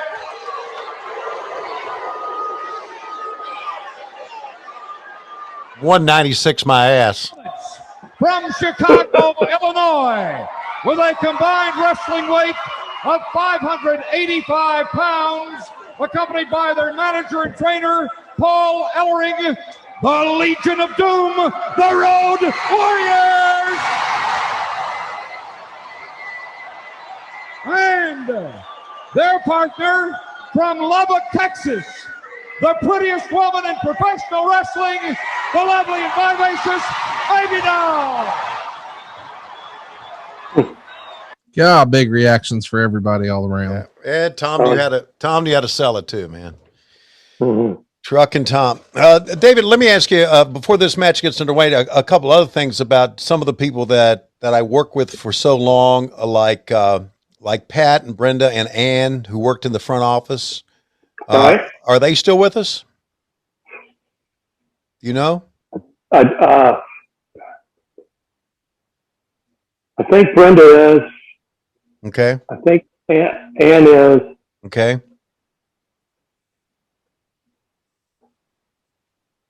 I'm not sure. Okay, Pat was like one of my favorite people. She was like, she was a good. They were just it was a great working environment there. It really was. Right. Dave Johnson is still with us. David Johnson still with us. Okay. Yes, he Yeah. had a stroke, but he's still with us. Oh, Yeah. there you go. Yeah, I just I had the back office there. You had an office, Jimmy had an office, Dusty had an office, and Gene had an office, and then I shared an office with Sandy Scott in the back there, and that was always just a great place to go back and work in. Just really, really enjoyed all those people. Mm-hmm. Then we had Ike Anthony cook for us. Were you there when he was cooking? No, that was before me. All right. But the kitchen was there, obviously. But I knew Ike had cooked because you guys, he cooked for you guys every day, right? Yeah, because we would leave straight from the office to go out of town. So to give us a decent meal, he would cook. Oh, it was great. Wow. Great. Yeah, he used to be the head cook at the S&W cafeterias in Charlotte. Wow. How about that? Yeah. Yeah, and that building, by the way, Briarbrand, no longer there. It broke my heart. See that building go down. Of course, the old ballpark's gone too. Of course, right. As you know, Charlotte's not the Charlotte we knew. No. Tony, the chicken coop's gone. The chicken coop's gone? Yep. Yeah. So is Mr. K's. Remember Mr. K's? Yeah. That's gone. Wow. Yeah. Yeah, I used to go to lunch there with Emerson a lot. Remember Zach? Zach used to be up on the corner from the office where I've been. Right. Yeah, that's right up South Boulevard there. Yeah. Yeah. Right. Oh, well, I stopped in there long enough to have 5 kids. Thank you very much. And time moves on. Well, the fans here, they're here for one thing. I mean, they love the Road Warriors, obviously. Who doesn't? But they want to see Jim Cornette and Baby Doll. Yes, they do. It's what they want to see. I think we all do. Yeah. We all did. Yes, I think we all did. Because Jim did such a wonderful job of building this up, building this whole thing up. Yeah. Conrad, did you see Big Bubba at ringside? I didn't notice he was here or not. No, I don't see him out there. Huh. That's interesting. Hey, I do want to ask, this is obviously 86 is the year of the Rock and Roll Express, but man, there was even a phrase in the business, the Road Warrior Pop, and what an ovation they got.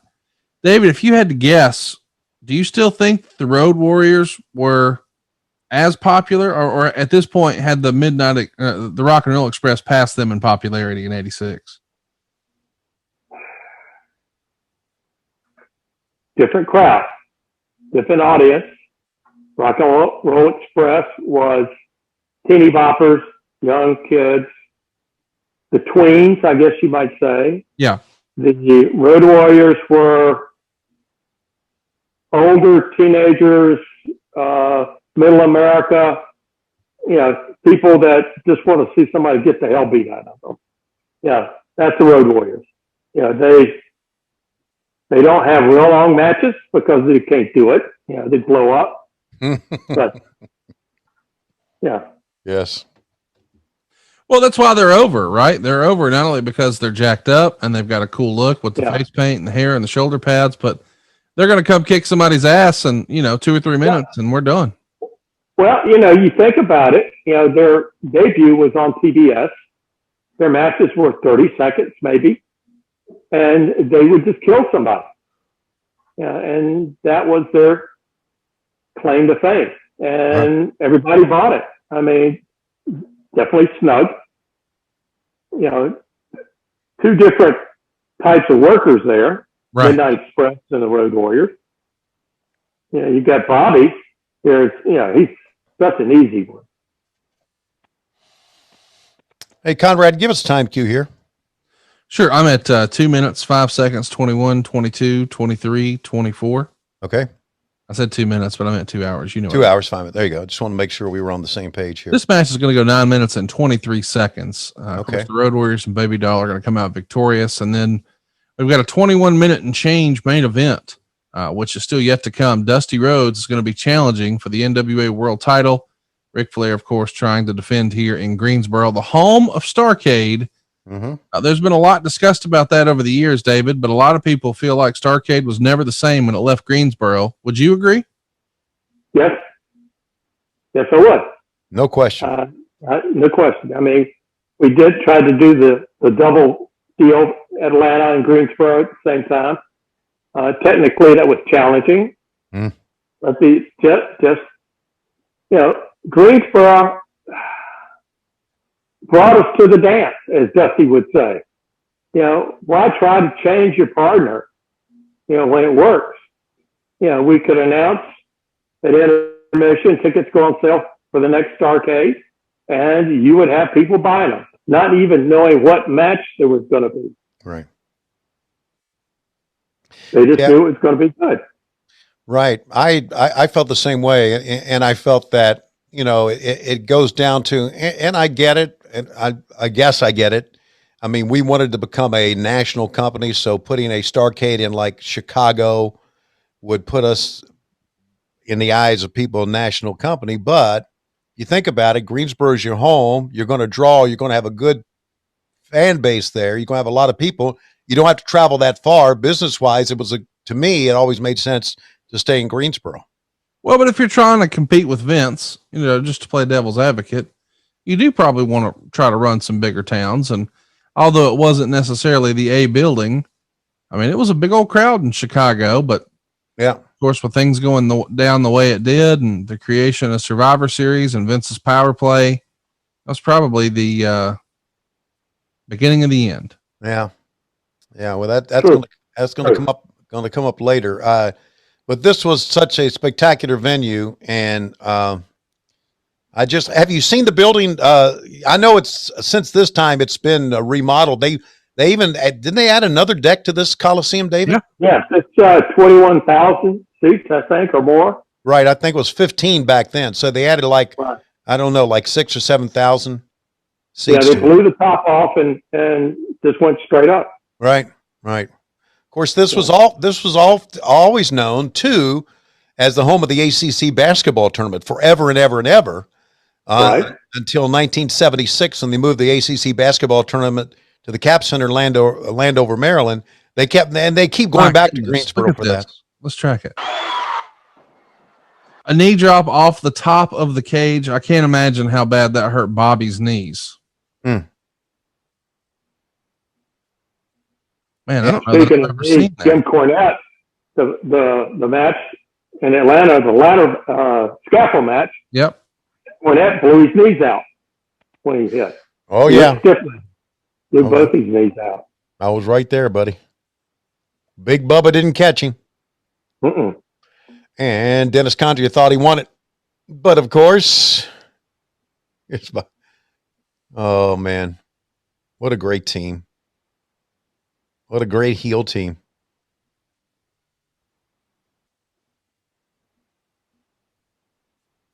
The Road Warriors, of course, neither one with us any longer. Sadly, both Hawk and Animal have passed away, but Dennis Condrey's still with us. And man, Bobby Eaton's back up top again.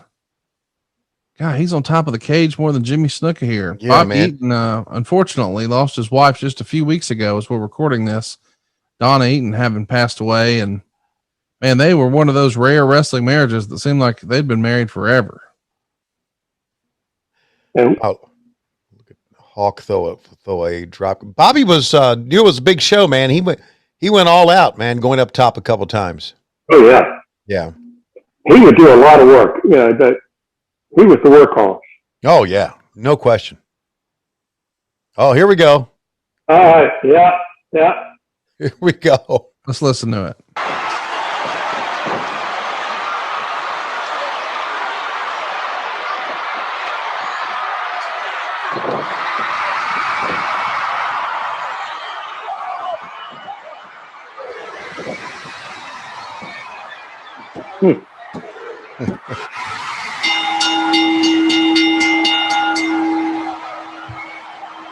My goodness, was Baby Doll over or what? She could do so little and get so much. The crowd was all over it. And there it is. The Road Warriors and Baby Doll are victorious. 9 minutes and 23 seconds. And coming up next, it's the main event, but fans are still basking in the fact that Baby Doll finally beat Jim Cornette. Jim Cornette had been running his mouth for months, attacking and talking trash about Baby Doll. Yeah, here's where Jim Cornette is great. Watch this. The big sell. Big sell afterwards. You want to talk about a guy that's wound tight. Jim Cornette. I think the world knows that by now. Everyone listening to this does, that's for sure. Yeah. When was the last time you got to catch up with Mr. Cornette, David? Pardon? When was the last time you got to talk to Jimmy Cornette? Years. I'd love to talk to him. I really, here's another creative guy, as far as booking. Yeah, I think he's got a lot of good ideas. Oh, yeah. Well, there's Klondike.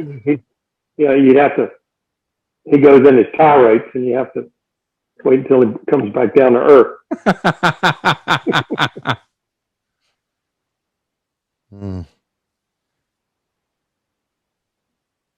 My interactions with Jim have always been great. I think he sort of treats people how they treat him, and the cage is there. And Of course, we know that that's not going anywhere because our main event is also a cage match. Let's track it.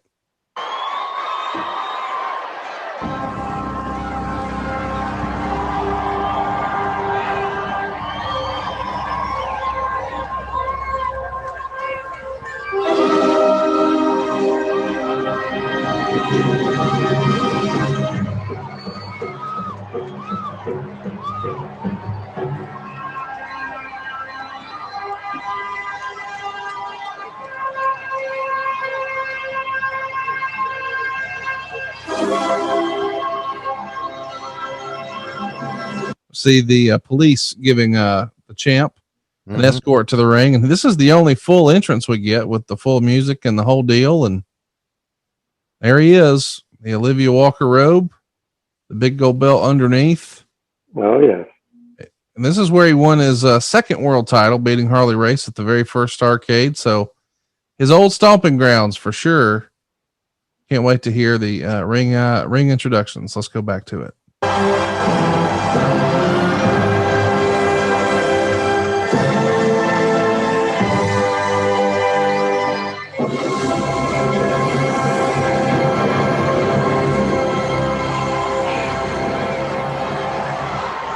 Ladies and gentlemen, our next event of the evening, a one-fall match with a 60-minute time limit for the NWA World Heavyweight Championship.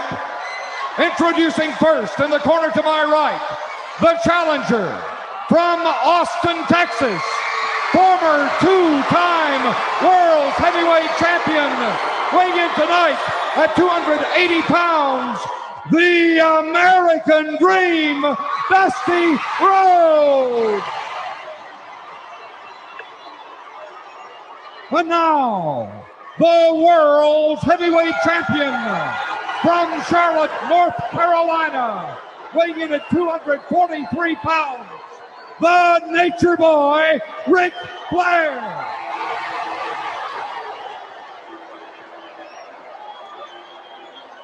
No commentary yet for this one either yet, Tony. Maybe it's not on this tape. We're not there. There's Wally still there. Yeah. I think we did do some commentary for it, David, but I don't think we did. We did it maybe in post. Yeah, we did it maybe.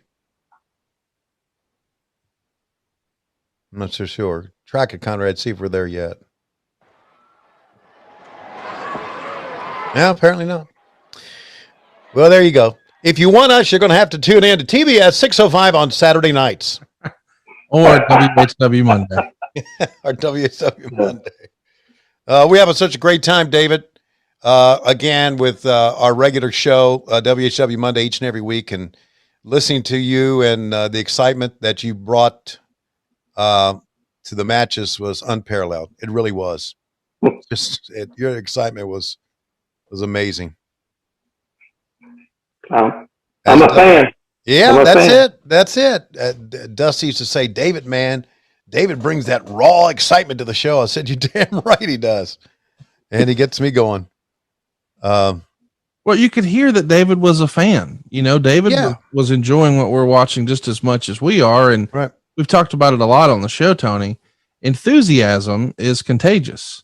Yes. So when David was getting excited, we would get excited. But if everyone's monotone, I mean, it's not golf. We don't want whispers and little claps. No, cheer your ass off. And just like Dusty's strutting that ass off here. Yeah. God, how much fun was Dusty having right here? Yeah, man. Oh, this was a chess game between the two. Yeah. Who was going to lead? Who's going to lead? Yeah. Rick is taking it into Dusty, but he's going to have to blow Dusty up a little bit to get his way.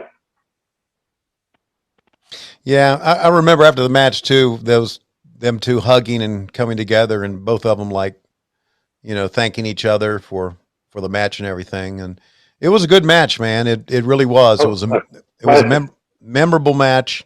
Rick knew how to do it. It just His technique He's just taking his time. Mm-hmm. He knows that, it's not going to be a quick match. Right. Dusty's got to get his stuff in. Mm-hmm. He has to take care of Dusty. Right. That was one of the keys too. You needed to make Dusty look good, take care of him. And, and Rick could do that. He could do that. Hell, he could do that with anybody. Yeah. I mean, hell, I remember he's programmed with a Junkyard Dog. So, he could but Dusty had all those great antics and all great sense of timing with the fans and knew how to get the crowd going, that dancing that he was doing. See how Dusty would pull away like that and shake his finger. Great stuff. Yeah, man. David, at this point, Dusty's got the magic touch with creative and it's working.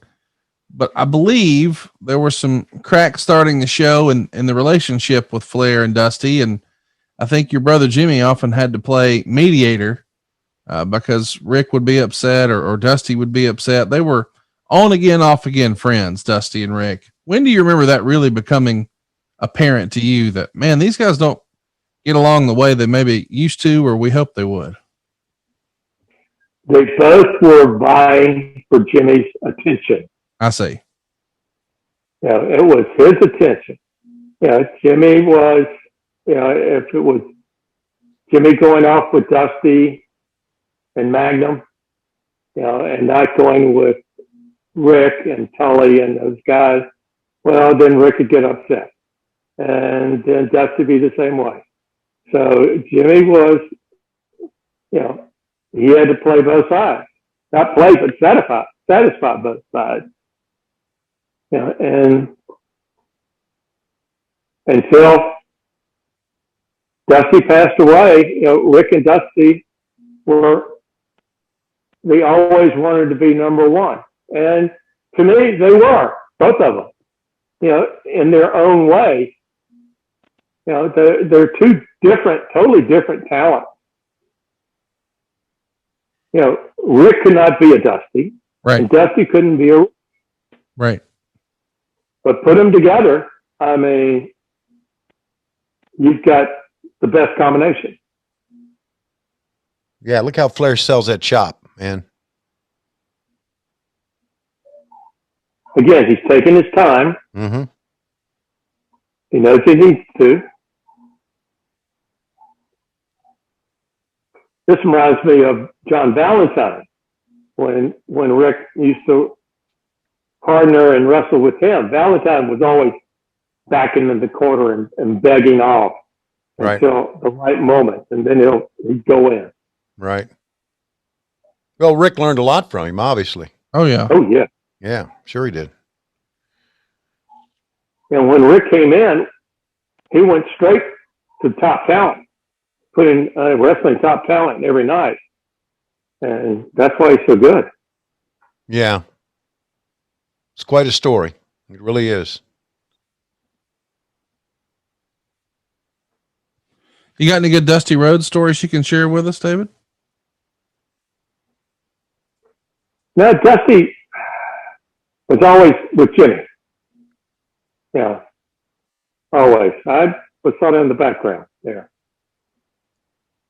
Well, everybody's got some fun Flair stories. When's the first time you saw him put on a show at the bar, if we shall?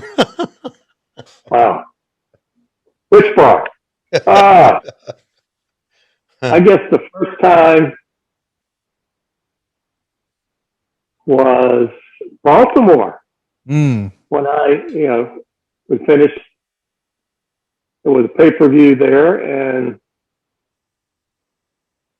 we put the truck to bed, so to speak, and I went over, and Rick was in rare form. Rare form. I mean, was that? Had all the drinks lined up on the bar. Right. Yeah. The kamikazes. Nasty stuff. I remember he had, one time in Baltimore, he had rented a suite, and we were all in there. And at the Marriott, and we were in there, and he peeked. He was in the bedroom, one of the bedrooms there. It was a big suite, and he peeked his head and looked at me, and calls me over. And I'm thinking, why me? And he calls me over and he said, and he's naked. Of course. And he says, see that girl right there? Tell her the champ wants to talk to her. I said, okay, I'll go over. I don't know who she is. Said, the champ wants to talk to you. Me? Yes, he wants to talk to you. So she walks over and he says, and does something that you could never get away with today. He says, darling, and he opens the door and he's completely naked. He said, you want to put a sock on this for me? Oh, gosh. Okay. And she just laughs and runs away. Yeah. She ran away? Yeah, she ran away. I remember him walking out of that door and going up to the couch and hitting a young lady on the head with it. That's probably.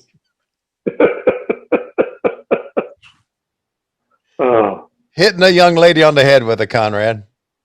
Yep. I think it was even written in his book that I think Jim Crockett was quoted as saying that sometimes he would tap ladies on the shoulder on an airplane, but he wouldn't use his finger. I believe it. I believe it. Hey, he was famous. We had that trip from Atlanta to Hawaii, and every liquor was consumed, and finally started taking the the Kahluas and everything. He's throwing them in a pitcher and going around pouring drinks, and then he would finally come out in his robe and the belt, and nothing else. Well, he was the right man for the right time, because in 2021 they would have had to make an emergency landing and arrest him. Oh, he'd have been in prison a long time ago. Oh, yeah. But it's part of the legend, and another part of the legend is what we're seeing right here. Sold out Greensboro Coliseum in the main event for the world title. But then the real show was afterwards. Oh, he's raking Dusty Rhodes' head across the cage here. Yeah. I think by this time, even though Charlotte was only an hour and a half south on 85, I think probably we still used the planes. Not sure. I don't know for sure, but something look at Dusty, man. You're right. Right above his right eye. I think Dusty's still got it in his right hand. Yeah. Dusty hanging out like Jesus. His arms. Oh, that scar tissue on Dusty's head. Yeah. Look. It looks like Rand McNally. You're right. He still got it.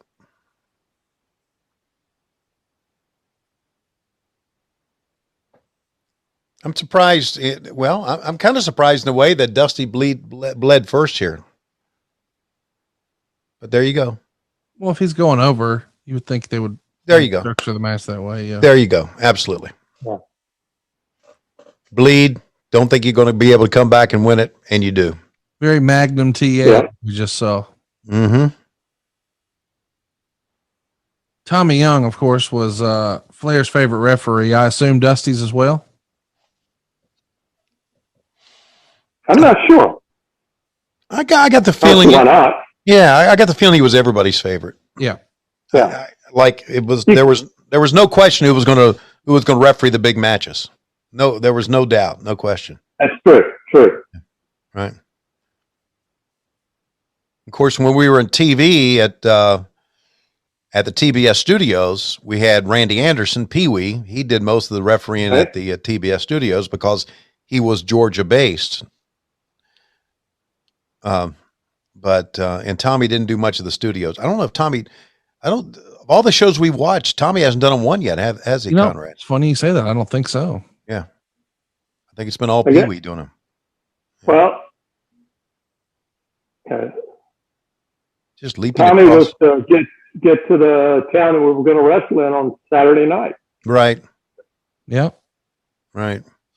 Just to sort of add context to what we're talking about here, you guys were on quite the tear here on the 25th.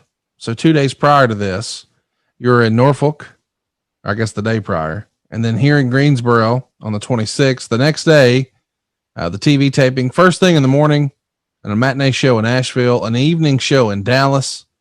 The next day, back to North Carolina for Wilmington. On the 29th, he did TV in Rock Hill. On the 30th, as we've mentioned before, Baby Doll and Sam Houston are going to get married, but you're also going to run Dorton Arena. And then on the 31st, you're in Columbia, South Carolina. On August 1st, you're in San Antonio. On August 2nd, you're at Fulton County Stadium. August 3rd, TV in Greenville. And then a rare 4 days off, or 4 or 5 days off, actually, before you're back in Richmond. But off days, especially during this tour, were a rarity. I do want to mention the Dorton Arena situation. We've talked about Dorton Arena a few times in the more recent weeks, David, and Tony absolutely hated that building. Said it was a dump. It was too hot. I think aesthetically as a fan, it looked awesome. I loved it. Where'd you land on Dorton? Did you like the Dorton Arena? Not really, because all the glass, that in the summertime, the sun setting, or, it wouldn't get dark until we had to paper all that glass, and it was hot. Wasn't air conditioned. Oh. And the dressing rooms were horrible. He really didn't have good dressing rooms. That's not to say Raleigh wasn't a good area. It's just the building. They've got a great building now, but at that time it was just a fairground building, not anything else. They wanted to run cattle in there and livestock, or horses, whatever it was. It was only built for the fair. That's right. State fair. So there, I'm right. Terrible building, terrible place. Wasn't the Greensboro Coliseum. But you're right. They, I guess the Wolfpack have a brand new arena there that they run in NC State. Yeah. NC State, What a great moment right there. The Hurricanes are in there. Yeah, the Carolina Hurricanes. That was a great moment. Dusty with the clothesline and then running on his hands and knees as fast as he could. Oh, gosh, trying to get that belt. That was such a great little moment. That was a great moment. David, I was talking to he's trying to get out. Go pull his pants. Go pull his pants. Classic. Show a little skin here. Yeah. Let's track it just for a minute. See if we got any commentary.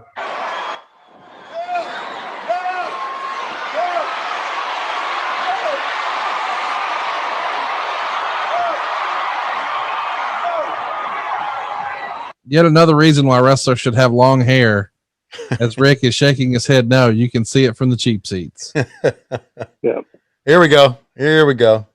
Dr. Flair is in. Yep. Break him on the fence. Here we go. Yep.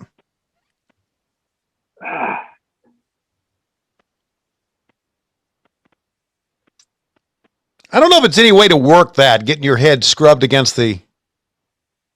Oh, sure there is. Well, I guess you can, but I have a feeling there was a lot more abrasions than you wanted. Who are we going to get to try it? We need to have a live. I love the sound of that. Yeah, Dave Silva will.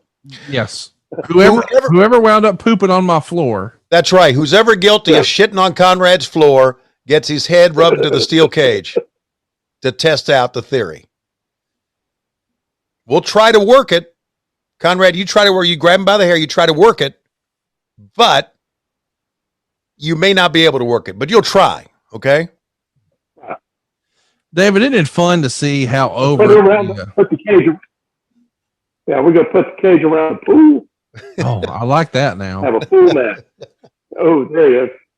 You know, show his ass. Here comes the ass. There it went. Yeah.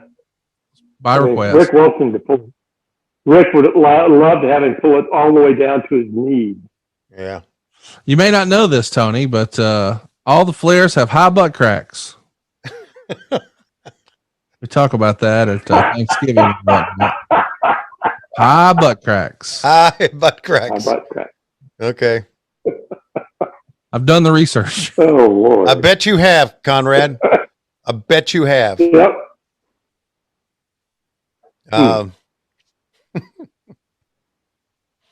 So we should be, comment. yeah, there you go. You don't need to.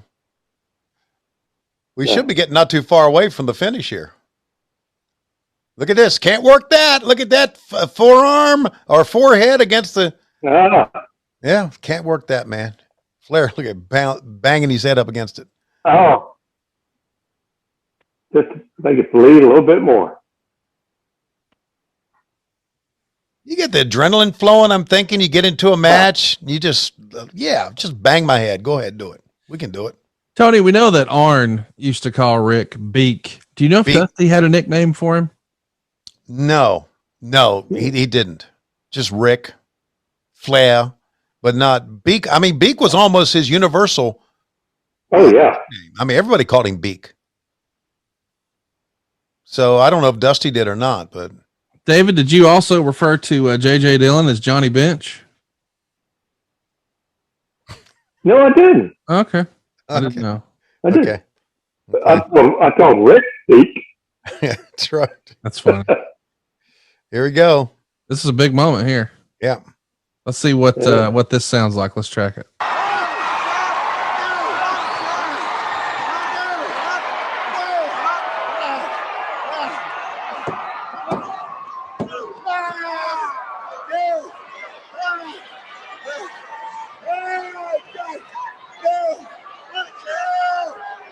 David, these days we don't see a lot of blood in wrestling anymore, and people argue for or against it still here in 2021.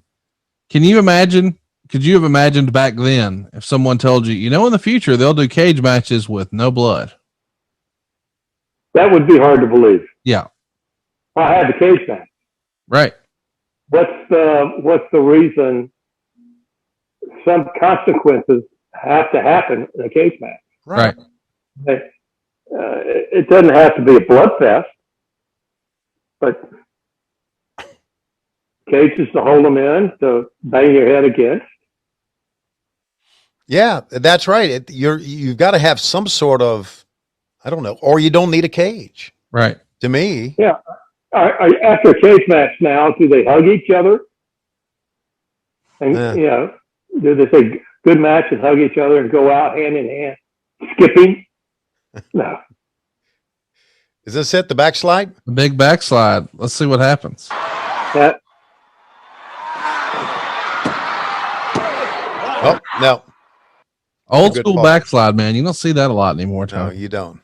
You really don't. What do you see now? Well, you see a lot of guys diving over the top rope now.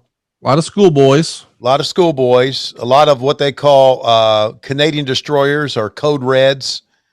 And a lot of really, and listen, I'm not against it. I love some of the stuff I see, but there's a lot of acrobatic stuff going on now, David, as you know. Right. Which I don't mind. The problem I have with it is that everybody does the same thing. That if somebody uses it as a finish, well, somebody else will use it as a hot spot. That doesn't work. Yeah, right. You're right. Because then it means nothing. Yeah. Flair off the top with the flying crossbody. Unsuccessful. Looks like Flair's trying to turn the tide here. He's actually controlling the match. Let's see what happens. And that's how it turns. Oh, there it is. Yeah. No, shit. Fooled me again. Fooled me again. And you called it. Or I've heard you call it before. Yeah, but Is it going up? Here it comes. Here it comes. Moves. We're getting close, guys. Got to be getting close. Both of them are running out of gas. They're running out of gas. Tony, I'm going to track the finish so we can hear the ring announcer. Here it is. Here it is.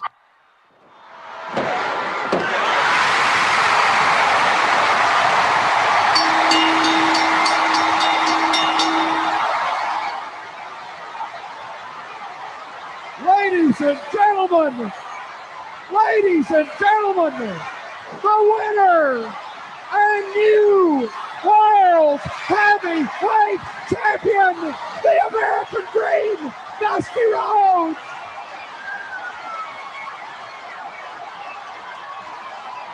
Man, what a moment. What a pop. You can hear it in the ring announcer's voice. All the baby faces are going to come celebrate, including David Allen Coe. Yeah. Yeah. David Allen Coe is going to come out here or he may be out here already. Yeah, he is. There he is. There he is. Yeah. Yeah. And, and Tom Miller's voice, ladies and gentlemen, said it twice. Yeah. Just help sell the He was moment. hot, too. I like how it was good. Big moment. Of course, Dusty has been NWA World Champion again, but he never held this version of the belt. This is his first and only win with what we collectors call the big gold belt. They would commission a nameplate made for him, but by the time it arrived, Dusty had already dropped the belt. So all these years later, Cody Rhodes has it. And what a cool little piece of history it is. Dusty's first and only win with the big gold belt. And we're watching it here with Mr. Crockett. What a great time this has been today, Tony. Yeah, we've had a great time. David, just talking to you just brings back so many great memories of not only our time together doing the TBS show, but our time together or working side by side. And it's just, as always, wonderful talking to you, buddy. It really is. I'll tell you, it was a pleasure working with you. And even now, it's a pleasure being with you on this broadcast anytime. Thank you. Anytime. Conrad, you too. All right. Hey, I appreciate that, man. Listen, I'm like everybody listening to this right now. You two guys were the voice of 1986, and to go back and watch this with both of you guys together, man, this was so special. We appreciate you taking the time to join us and doing so from your trip visiting the family. We've stolen 3 hours of your time today, and we greatly appreciate it. Oh, well, that's fine. The wife's sitting over there watching too, so it's good. Well, I hope Conrad that you find out who pooped.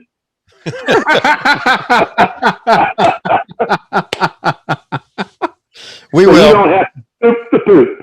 We got lawyers involved, so we will. Okay. Hey, call Judge Ellinger. Yeah, he's good. Call him. Or Sam White. Remember Sam? He was U.S. Drug Enforcement. Yeah. Wow. So, yeah, Drug Enforcement and Homeland Security. Oh. Yeah, he was one of the guys traveling with us. Sam's wife died recently, but good people. Yeah. There's Dusty with the big gold belt, and you see Truck and Tom trying to hold up the American Dream. Little sign there for him. Yeah. What a big moment. And I'm glad we got to share it with you today, Mr. Crockett. Thank you again for joining us. We greatly appreciate your time here on What Happened When. All right. Thank you so much. And I appreciate you asking me. Absolutely. Our pleasure. Thank you, sir. I hope you have a great day. Let my family save your family some cash. You don't need perfect credit. You don't need money out of your pocket, but we will save you money. It's not a matter if, it's a matter of how much. SaveWithConrad.com. All right. Take care. Bye-bye. This is real. Just hugging on somebody. Man, we've done it. Yeah, it was great talking with David, and it was great being able to connect with him again. And it does bring back wonderful memories. Wonderful memories of not only my time when I started in the business, but my childhood as well. I mean, for many, Bob Caudle and David Crockett were the voice of my teenage years. So there you go. And unfortunately, Tony, it looks like it's about that time. And we still don't know who shit in Conrad's toilet downstairs at the Conradison outside the Infinity Pool. But my money is still on Dave Silva. Why? Because he's the only shithead I know. We're desperately out of time. See you next week on What Happened When. We come to you Wednesdays on Westwood One or Cumulus, as it were. But Mondays we come to you on Patron. Patreon.com/WHW Monday. And of course, adfreeshows.com. Hey, it's Conrad Thompson. Thanks for checking out the podcast here on YouTube. Be sure to hit the subscribe button and the notifications bell so you get a notice anytime we upload some new content. And go save yourself some money right now. If you're in a 30-year loan or you have credit card debt, it's not a matter of if I can save you money, it's a matter of how much. Find out right now for free at SaveWithConrad.com.